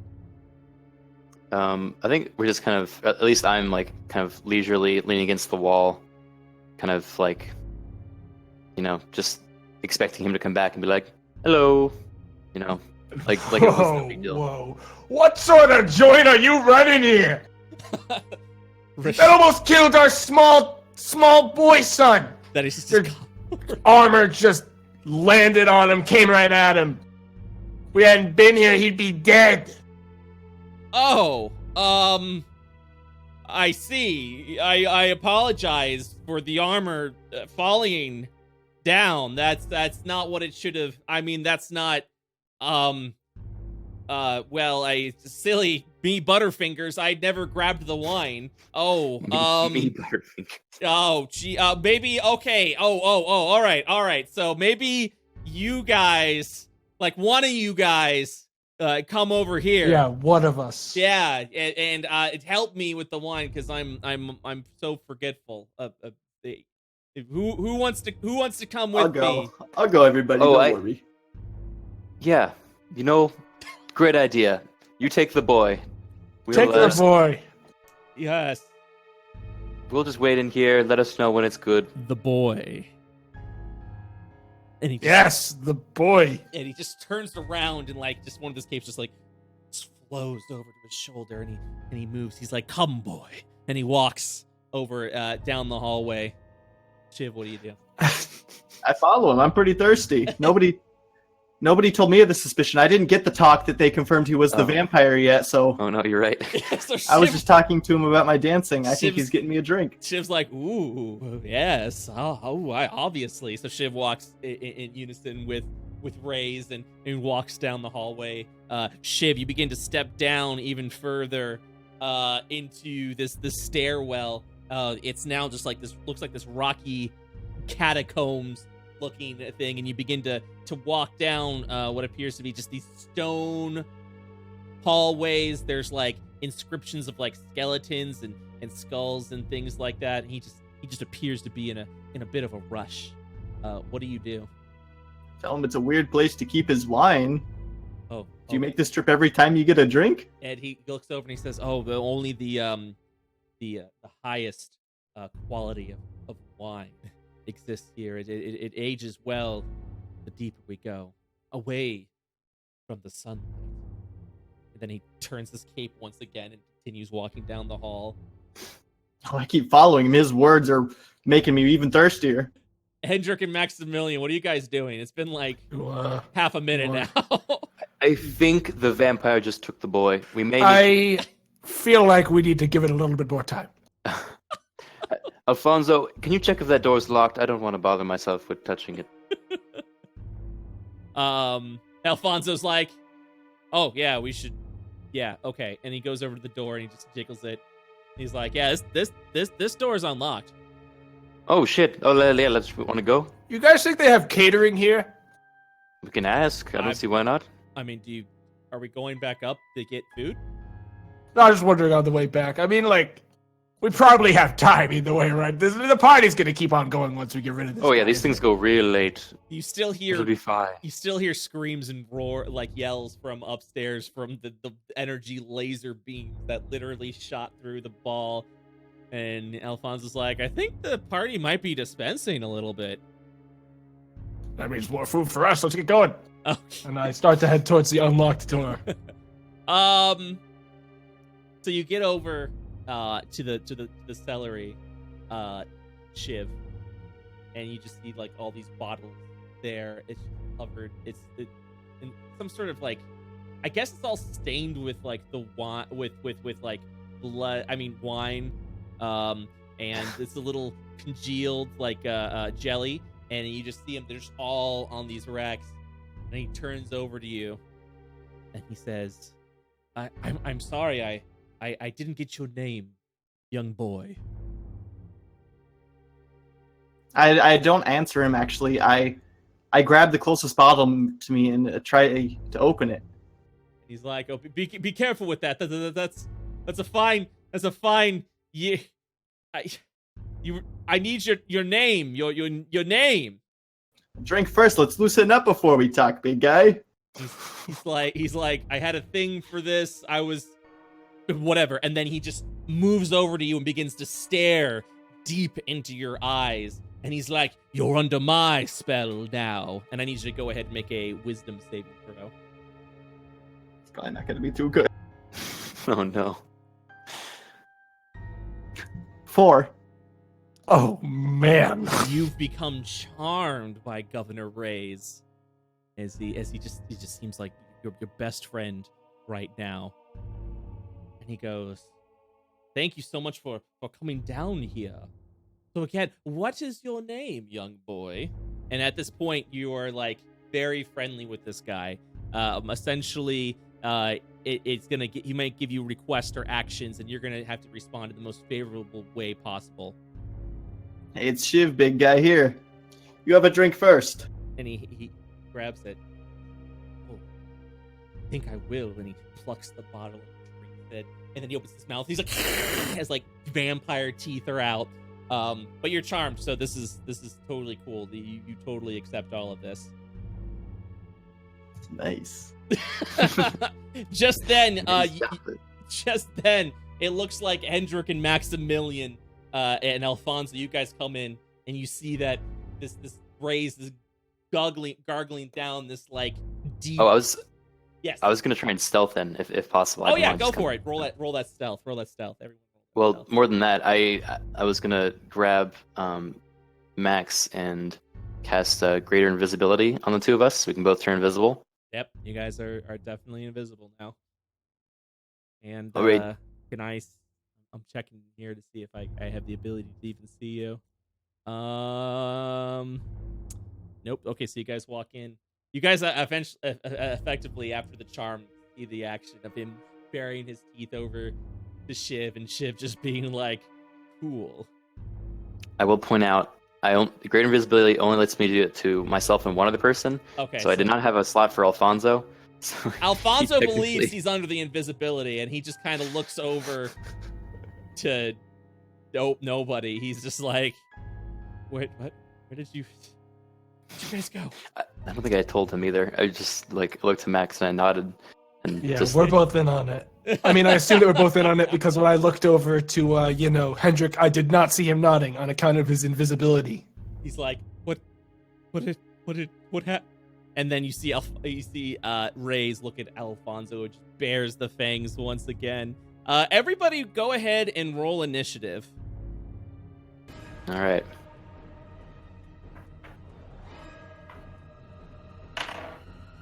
Oh, baby, I got a 21. Ooh. I got a 17. 15. Okay. What did you get, Shayne? I'm sorry. 17. Okay, what did you get, Criken? 15. 15. Okay. And Alfonso's just like, guys, what's happening here? And okay, so Tomato, what are you doing? Push Alfonso towards him. I need a distraction so I can close the gap. Okay, so you push Alfonso towards Ray's, almost like he's being pulled, like as if Ray's is like pulling him with some unearthly power, and Ray's just like, I could use a drink, and just grabs Alfonso and just begins to sink his teeth into him and just drinking all this blood right now. He looks over to you, Shiv, and he goes, "Someone's here to ruin the party. Find them, and eliminate them." And this is bad because I can actually see them if they're close to me with my blind sense. Yeah, you know where they are. So I immediately are able to point them out, right? Well, I mean, you choose what you want to do. You just have to do it favorably. He's like, find them. Someone's here to ruin the party. I just say, "All right, big guy," and I peer around trying to listen for any sort of thing they're doing with my blind sense. I mean, you do. And do I just find them? Or do I have to make a roll? No, you essentially can identify where Max and Hendrik are. Right, then I point him out to the big guy. And he looks over. How close are we? I thought we were still like in the door, or like we hadn't entered the room. Man, I was... When I heard Max shoved Alfonso over to Ray's, I assumed you guys are like in the area. I mean, I was assuming that if he got into like bite mode, he'd be too distracted doing the bite to know, to even listen biting. to Shiv. Like the moment Like- he all he did was he looked up to Shiv and goes, find them. Someone's here ruining the party, and he goes back to feasting. So all Shiv does is just point over to the doorway. Now it's Criken's Great. turn. Okay. Hendrik, yeah, The what you chance, doing? Criken, he's preoccupied. I did us Yeah. a favor. I was hoping for some sort of surprise because of the invisibility. Let's see what I got. Okay. Alright, I'm gonna save that one. I will cast Contagion. Okay. It's a touch, so I think because I am invisible, I was able to get close enough and I can Yes. touch him. Yeah. It's a Constitution save. It's gonna be an 18. DC 18 I have to make? Yeah. Alright, let's see what happens. I rolled a 13, so I failed. Okay. Let me pick which one I want. Oof. All right. I'm gonna pick seizure. So he slips into a seizure. Uh-oh. And it's disadvantage against dexterity. Wait, one of checks. these is broken. Is this the broken skill? Because Slimy Doom makes him be stunned every time he takes damage. Until the end of his Yeah, turn. begins to bleed uncontrollably. The creature has disadvantage on Constitution checks. Constitution, in addition, whenever the creature takes damage, is stunned until the end of sounds its broken. next turn. I'm not gonna use that one. That seems not Okay, fun. all right. I was like, that sounds crazy. Yeah, I mean, if he's bleeding, like that kind of fits the vampire thing. I don't know. Yeah. It's up to you. Because that to me seems like kind of a weird ability. In addition, whenever the creature takes damage, it is stunned until the end of its next turn. It just means he can't move. So I mean. Okay, so he can still attack, just can't. Yeah. No, that's fine. Okay. Then yeah, I'm gonna infect him with the uncontrollable bleeding to the point where, Oh man, he's this dark blood just becomes oozing out of him, and he's just like, ah! He just drops Alfonso and just continues to wince in pain. He's not there. He's bleeding uncontrollably, but yeah, has disadvantage on Constitution checks and Constitution saving throws. Okay. On a hit, the disease at the end of the target's each turn, I have to make a Constitution saving throw anyway. So, but I have I have a terrible luck with this disease. So now it's gonna be its turn. With the greater invisibility, do you stay invisible whenever you do an action? Good question. I probably not, but Okay. I'll double check quick.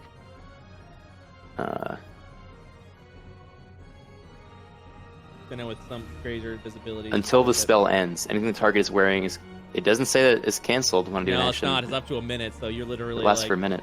all right. And Yeah. I think with you being invisible, I think I get like disadvantage against attacks against you. I can just kind of like swing around in there. So, all right. So he just he lets go of Alfonso. He just throws Alfonso over, and he begins to just look around, and he just starts to swing like crazy. So he's gonna go ahead and just start punching the air in an attempt to attack you. So the first hit, Attack me? he's whoever's in melee range right now. Yeah, that'd be me. All right, so Or Alfonso. all right. What'd I roll? That's Oh, you. well, Alfonso's been thrown to the ground. Does a 17 hit you?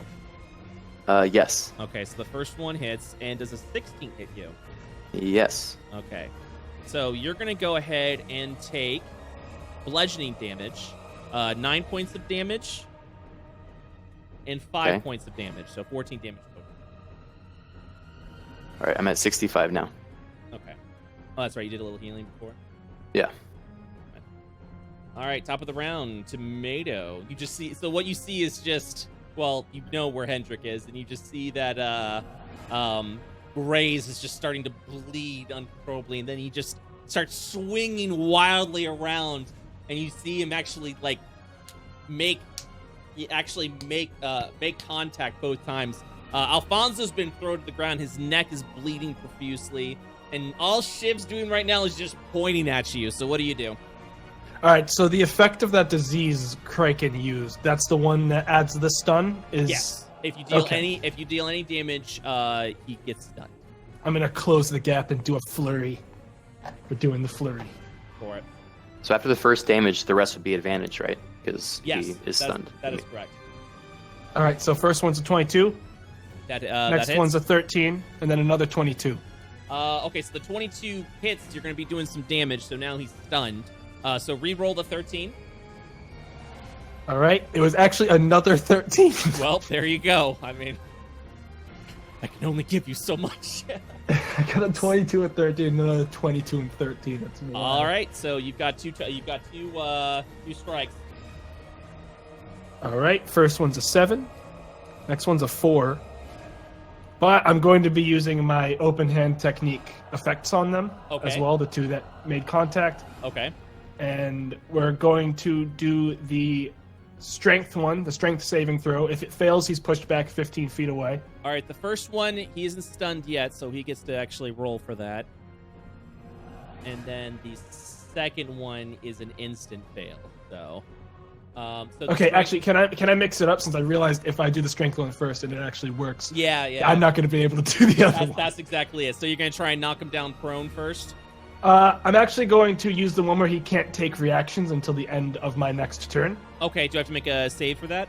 No, that's just a flat guarantee, I guess. All right, there it is. And then now you're doing the knockback, and he instantly fails that because now he's stunned. So he flies 15 feet back. And yeah, there we go. So next up, Shiv, go ahead and make another wisdom saving throw. All right, hopefully. 17. That breaks through. You're no longer charmed by Rays. And so you right, look then, around and you see Alfonso's bleeding horrifically. Rays has got blood pouring out of him right now, and definitely looks more vampiric. And you're alone. You're by yourself. You hear things. You think you see Max and Hendrik, but you're definitely, besides Alfonso, alone. And then you see Rays, and he's, like I said, definitely a vampire. So what do you do? Somebody fill me in here. Last I remember, I was pretty thirsty. And you just look at Rays. He's like, You kill the vampires. What you do? a voice whispers into your ear, rather eloquent. Kill. Do I have advantage right now, or is it just? Yeah, no, he's stunned. You'll have advantage on him. Okay, I'll get that sneak attack that I'm so fond of. Yep. All right, so attack roll is 22. That hits. Advantage. Yep. I'm gonna sneak attack this puppy for 23 points of damage. Okay, that's the first one hits, and you rolled the base attack as well, the damage, the base weapon. Yeah. Okay, cool. And then you're attacking again because you're using the weapon. Yeah, with my offhand, and higher roll is 16. That's just landed. Just landed Okay. in. For 9 points of damage. Okay. All right. Next up is Hendrik. Hendrik, what you doing? Yes. I will cast Cloud of Daggers on him because he can't move very much. Mm-hmm. Mm-hmm. That's a good move. All right, let's see. I'm gonna cast it at level 4. Okay. So that's 8d4 every turn that he's in it. Yikes. Go ahead and roll the initial damage. All right. Wait, is there an online roller that can do this better? Yeah. Just use the D&D dice roller if you want. Okay. All right. 4d4. Oh, jeez. Really? All right, only 9. Wait, no, it's 4. It's 8. Sorry. So, should I? Just roll. So just it's 9 roll 40. plus. Yeah. Roll the 44. So again. 21. 21 damage. 21 damage. Oh boy. Get just torn up, slashed up right now. All right. So nicely done. It is now the vampire, or excuse me, Ray's turn. We don't know if it's a vampire yet. If he's starting his turn in the knives, he would get hit again. Yeah. So go ahead. Is it- and- All right. I think honestly, it just assumes that. I can wait. I'll wait till next turn. Yeah. That's what I'm thinking. I think that just the initial in the knives just means that's where the damage is coming in as well.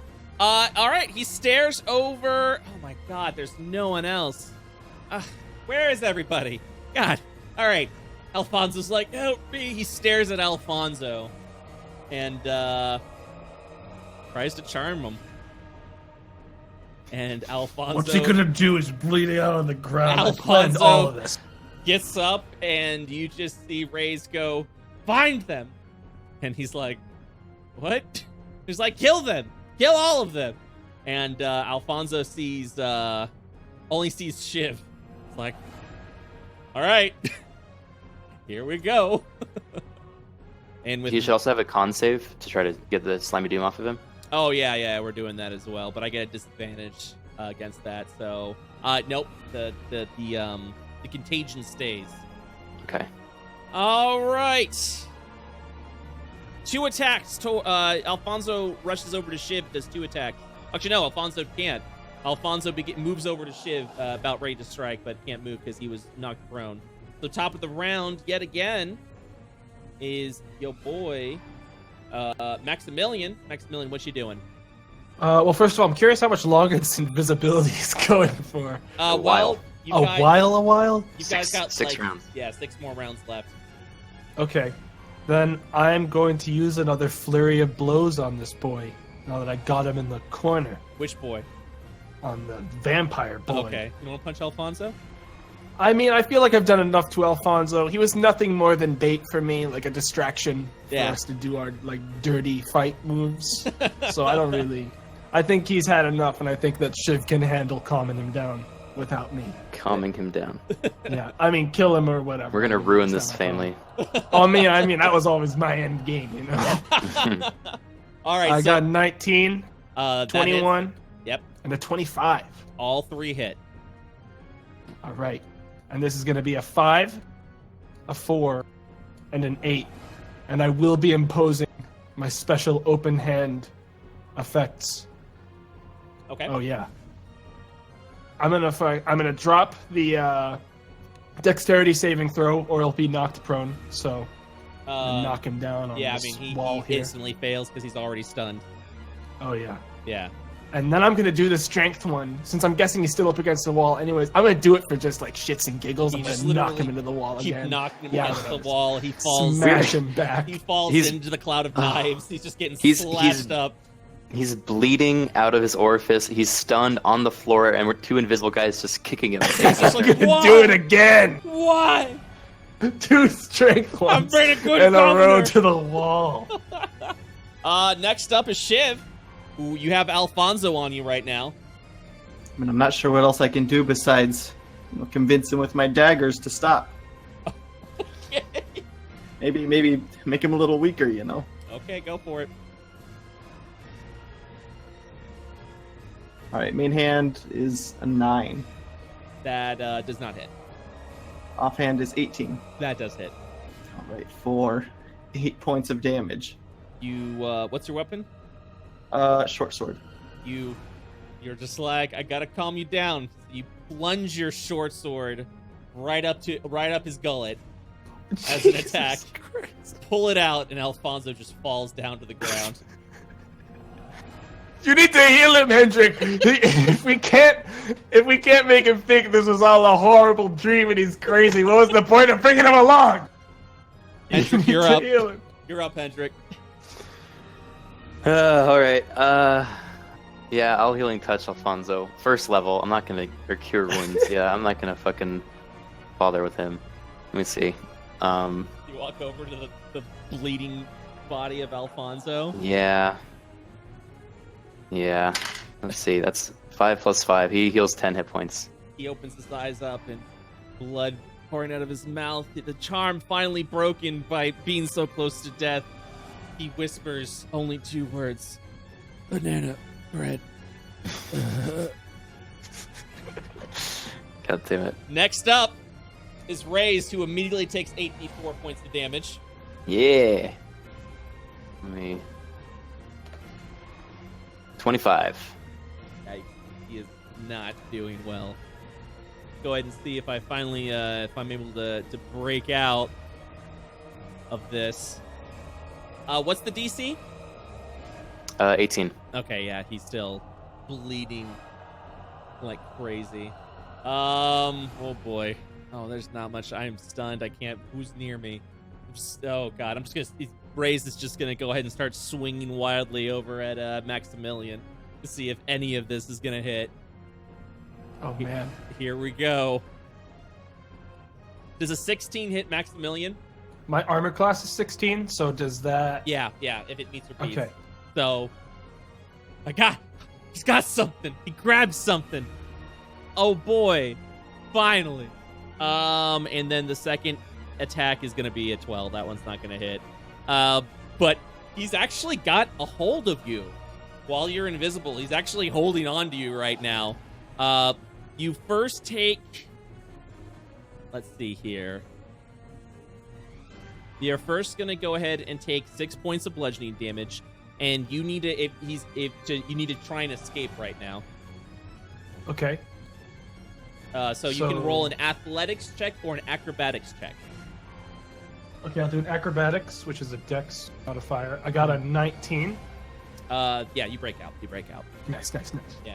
So for a moment, you guys literally see like holding on to some sort of like absolute nothing right now. Top of the round. So what's Maximilian's response to being grabbed like that?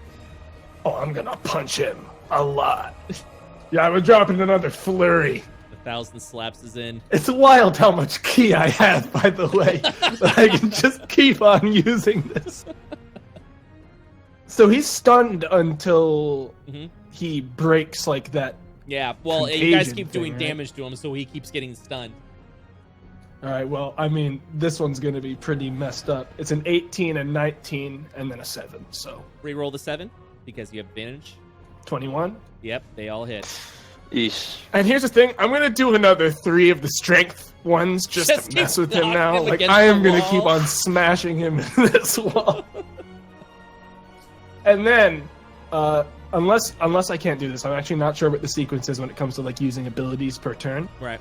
But I wanted to use my patient thing, the one that lets me. Hang on, let me find the. If it's an the act, actual if it's an action, then you won't be able to do that and attack. Okay, it's patient defense. You can spend 1 key point to take the dodge action as a bonus action. You're already spending the bonus action on your flurry. Okay. So you start punching them. Go ahead and roll that damage. You got it. It's an 8, a 10, and a 7. All right, so the 8 knocks into the wall. The 10, you literally stab your fist straight through his chest. Oh man. It immediately by default turns to mist and just sinks into the wall behind you guys. Shouldn't we have done the stake thing? Crap! You're We right. forgot the one thing we had to do. Wait, does the mist go anywhere? Can we see No, the mist what's went happening? through the wall. So go ahead and make someone make an insight check. Oh, I have got shit. insight in the bag, guys. I got I know plus 9. natural 20. I know vampires very well. All right. Okay, mine. 27. 27. 27. You actually find that the wall itself is actually a fake wall. It's funny that it hasn't like buckled open or anything like that as you were constantly striking the vampire back, but you can actually move the wall open.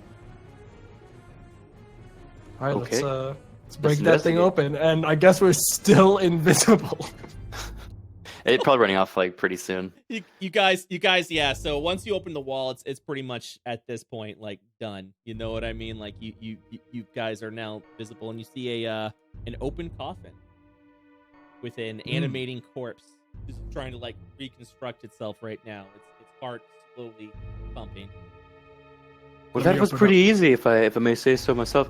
I think that bleeding thing I did really did a number on him. I don't know if he yeah, is and susceptible to bleed shit because he's a vampire. the daggers too, and then the part when I just kept on kicking him into the Yeah. daggers over and over. Yeah, kicked him and into the over wall again. He didn't really like that. Oh, Shiv, over here, boy. Yeah, everyone made it out okay. I'm just imagining Alfonso's Alfonso is just still limping gurgling over. on blood in Alfonso's the just corner. limping over right now, and is like, "We Not a did scratch it. on us. Who has the stake?" Wait, who did anyone? Oh, we forgot the steak. Oh Oh, god, we're gonna have to bummer. go all the way back to town now. Yeah. I'm just Alfonso. kidding. It's in the bag. I got it. Well, that Should we let Maximilian Alfonso do it? always a what? You want me? Alfonso to do it? Yeah, let's let Alfonso do it. That All would right, be Alfonso, sweet, right? it's time to earn your place in the team. So he walks over and grabs the steak, and he's like, "Thank you." And he I cast Mage Hand and I take the steak out of his hand right when he's about to plunge. he's just like, "What? What?" He looks around. It was a joke.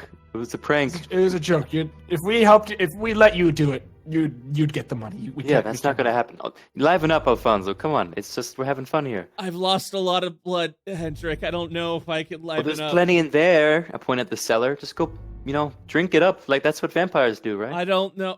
I'm not a vampire. Why would you say that? Are you accusing me of being a vampire? I did not say. Alfonso, that's pretty messed up. I I'm gonna be honest. I never said such a thing. I never thought once that. I go shh, shh, shh, shh, and I put my hand on his shoulder. And I cast Modify Memory. Okay, okay, go for it. And what are you doing? All right, so he has the 18 Wisdom saving throw. Natural 1. So what's going on? I modify his memory of the fight so that we come down into the cellar, and it was him that was the vampire. There was no governor. We convince him he's a vampire, and that we don't yet know it yet, and he now must live the rest of his life believing he's a vampire and trying to live up to those expectations, but also not really knowing what those are. I don't think he really knows what it entails, but we'll just see how he functions in life. So, believing he was the vampire all this time. You see a realization come over to his face, and he's looking around, and he's like,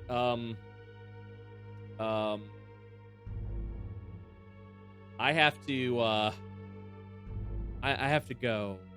What time is it right now? I think almost midnight. Ooh. And then he just turns around and rushes out of the cellar.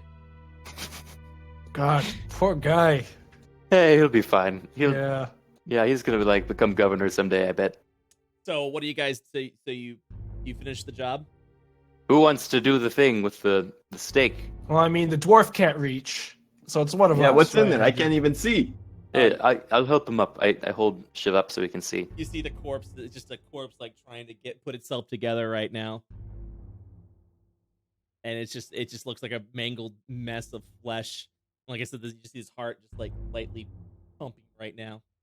Man, we Can I probably do it? could have stabbed him while we were invisible. We probably didn't need to Yeah, do we could have just done the whole fight if we just majority stabbed of him this. with the stake. He seems a little more composed right now. Oh, I punch him in the face once, just slow him down a little bit. We're I not mean- done with him. So he's No more recomposing yet. Who wants to do it? We gotta draw straws. okay. Do you have any straws? No, I have rope. No, that's not gonna work. I'll just do it. you hear Okay, your you do voice it. echo and the chamber behind you. It's like, this is disgusting. I've been drinking this. And clearly Alfonso's trying to drink the blood wine right now as he's trying to chug it down, and he's just regurgitating and vomiting out, and he's just like, how have I been living this entire or unliving, he mutters under his breath. He's like, that must be it. I need more blood. So what do you guys do? I guess I'll do the stab. Do I have to roll, or I'll miss and accidentally stab myself or something? Or is this a freebie? No, it's a freebie. He's prone. He's down. I'm you gonna get a free crit. do the stab then. You stab the wooden stake deep in his heart, break through the body, and then it just evaporates into dust. Oh, I just remembered we didn't bring a bag for the dust. Oh, Oh no, I mean, I'm gonna have to you go back into town. Well, you do have Shiv's backpack. That's gotta. I'll just put it in with the red. It's fine. So you scoot the entire body of the dust of the vampire into Shiv's backpack that you've been holding on to right now. Did his clothes dissolve too? Huh? Oh yeah. Did- Well, I mean, are his no. clothes gone? Like his clothes are still there, but it's all. Can I wear them? You attempt to put on his clothes, and it literally just tears over your body while you're putting it on, because you're a dwarf. Damn. And he's not a dwarf. But you look good though. You know you look good. It's how people can check out your form a lot easier now. well, boys, what say you we go get that money now, huh? Yeah, let's get on to it. So you guys retreat back to town in the middle of midnight. Obviously, Well, no, I'd like to do it in style, actually. Would anyone like to know what it's like to be a vampire? and then I- Alfonso walks over and he's like, "I think I might know something about this," and gives you a I- wink. I give him a wink back. Wasn't talking to you, pal, but His face is Alfonso, like Alfonso, covered. you can go home now. His face is covered in blood, and he's just like, "I think I am home." I mean, all right, whatever. all right, Alfonso, we'll be seeing you then. he walks by you guys and just tries to lay in the coffin and drags the top of the coffin over, and he's just like, I'm just gonna be sleeping. Thanks for stopping by. And he just covers it. I say, guys, I think Alfonso might have been a vampire this whole time. Yeah, I think you might be onto something. I reach out and I grab the two of them and I cast gaseous form, and I let them. We all evaporate into a gaseous wind version of ourselves. Was this a non-consensual gaseous form you just casted on me? Now with me. And I zip out one of the windows into the night air. You guys just fly into the air. It's a beautiful sight as you're going up the mansion. It's completely cleared out. The ballroom looks wrecked and destroyed with all these scorched marks. The food! We were gonna stop. We were gonna get the food. You're already gone. We're You're in being pulled up. God. You're in the sky. There's starry sky everywhere. It's so beautiful. You're moving with the clouds I now. wanna go back. You guys head back to the Legionite mansion. You show the dust. You get paid immediately. Cyril definitely appreciates the information you give about vampires, and you even drop a hint of another potential vampire that might still be in the mansion. He appreciates the dust, and he says, I shall document this in my codex. Thank you. Thank you very much for all that you've done here today. Don't mention it. Yeah, no problem, man. Where's the money, though? Yeah, the money would be good. Oh, he hands you a big sack of gold. That's literally, oh my god, like 19,000 gold pieces that you guys persuaded. I think they're actually missing one. We think we agreed on a flat 20, right? Yeah, it was definitely a 20. He's like, with this information, I would, yes, sir, absolutely, and hands you another 1,000 gold. Hell yeah. From the Legionite coffers. And so concludes our adventure. You guys are off and way more wealthier. One vampire down, another potential vampire, I guess, hiding out still in the mansion, the ruins of the mansion, immediately becoming condemned out of fear that other vampires may show up to the site. The Legionite clan takes over, comes back into the town to help influence it. And yeah, of course, it's not as good or as wealthy, but they'll be fine. And the three of you, Hendrik, Maximilian, and your boy Shiv, continue on with your adventures. And so concludes episode 3 of the Bestiary with the vampires. That's it. Yay! Thank you so much. For being here. I know the majority of the audience is Criken's, but is there anything that you guys want to say that you're all working on, or any announcements or anything you want to let everybody know about? I don't know. This has been great. I mean, I think we all love role playing. For those of my audience that knows us, obviously, and excited to do D&D with these boys. And Brett, thank you so much for hosting this. This has been this was great. Fantastic Absolutely. Adventure. I love the audience interaction that you had going on, and the having people come in and out like little guests of the shows is great. So thank you so much for having us. Yeah, absolutely. Well, thank you so much, guys, for watching. Are you still streaming today, Criken, later on? I haven't decided yet. I think maybe if I do, it'd be like in 2 hours, maybe. So Okay. a little bit. All right, so make sure you guys, first, but my audience that's here as well, make sure you head over there, see what shenanigans Yeah. everybody. I gets into. also uploaded a video yesterday. Ooh. So Yes. if you know what my channel is, Let me. it's on over there. I'm gonna go ahead and get it. I right wish now. I had my own link on hand, but I do not. You're like, So, I was not ready for this. What It's Tomato Gaming. tomato? It is TomatoGaming, isn't it? Oh, it's tomato. Oh, Jesus! I'm literally like, oh, let me get the link. I'll help you out, and it's already automatically playing it. So TomatoGaming.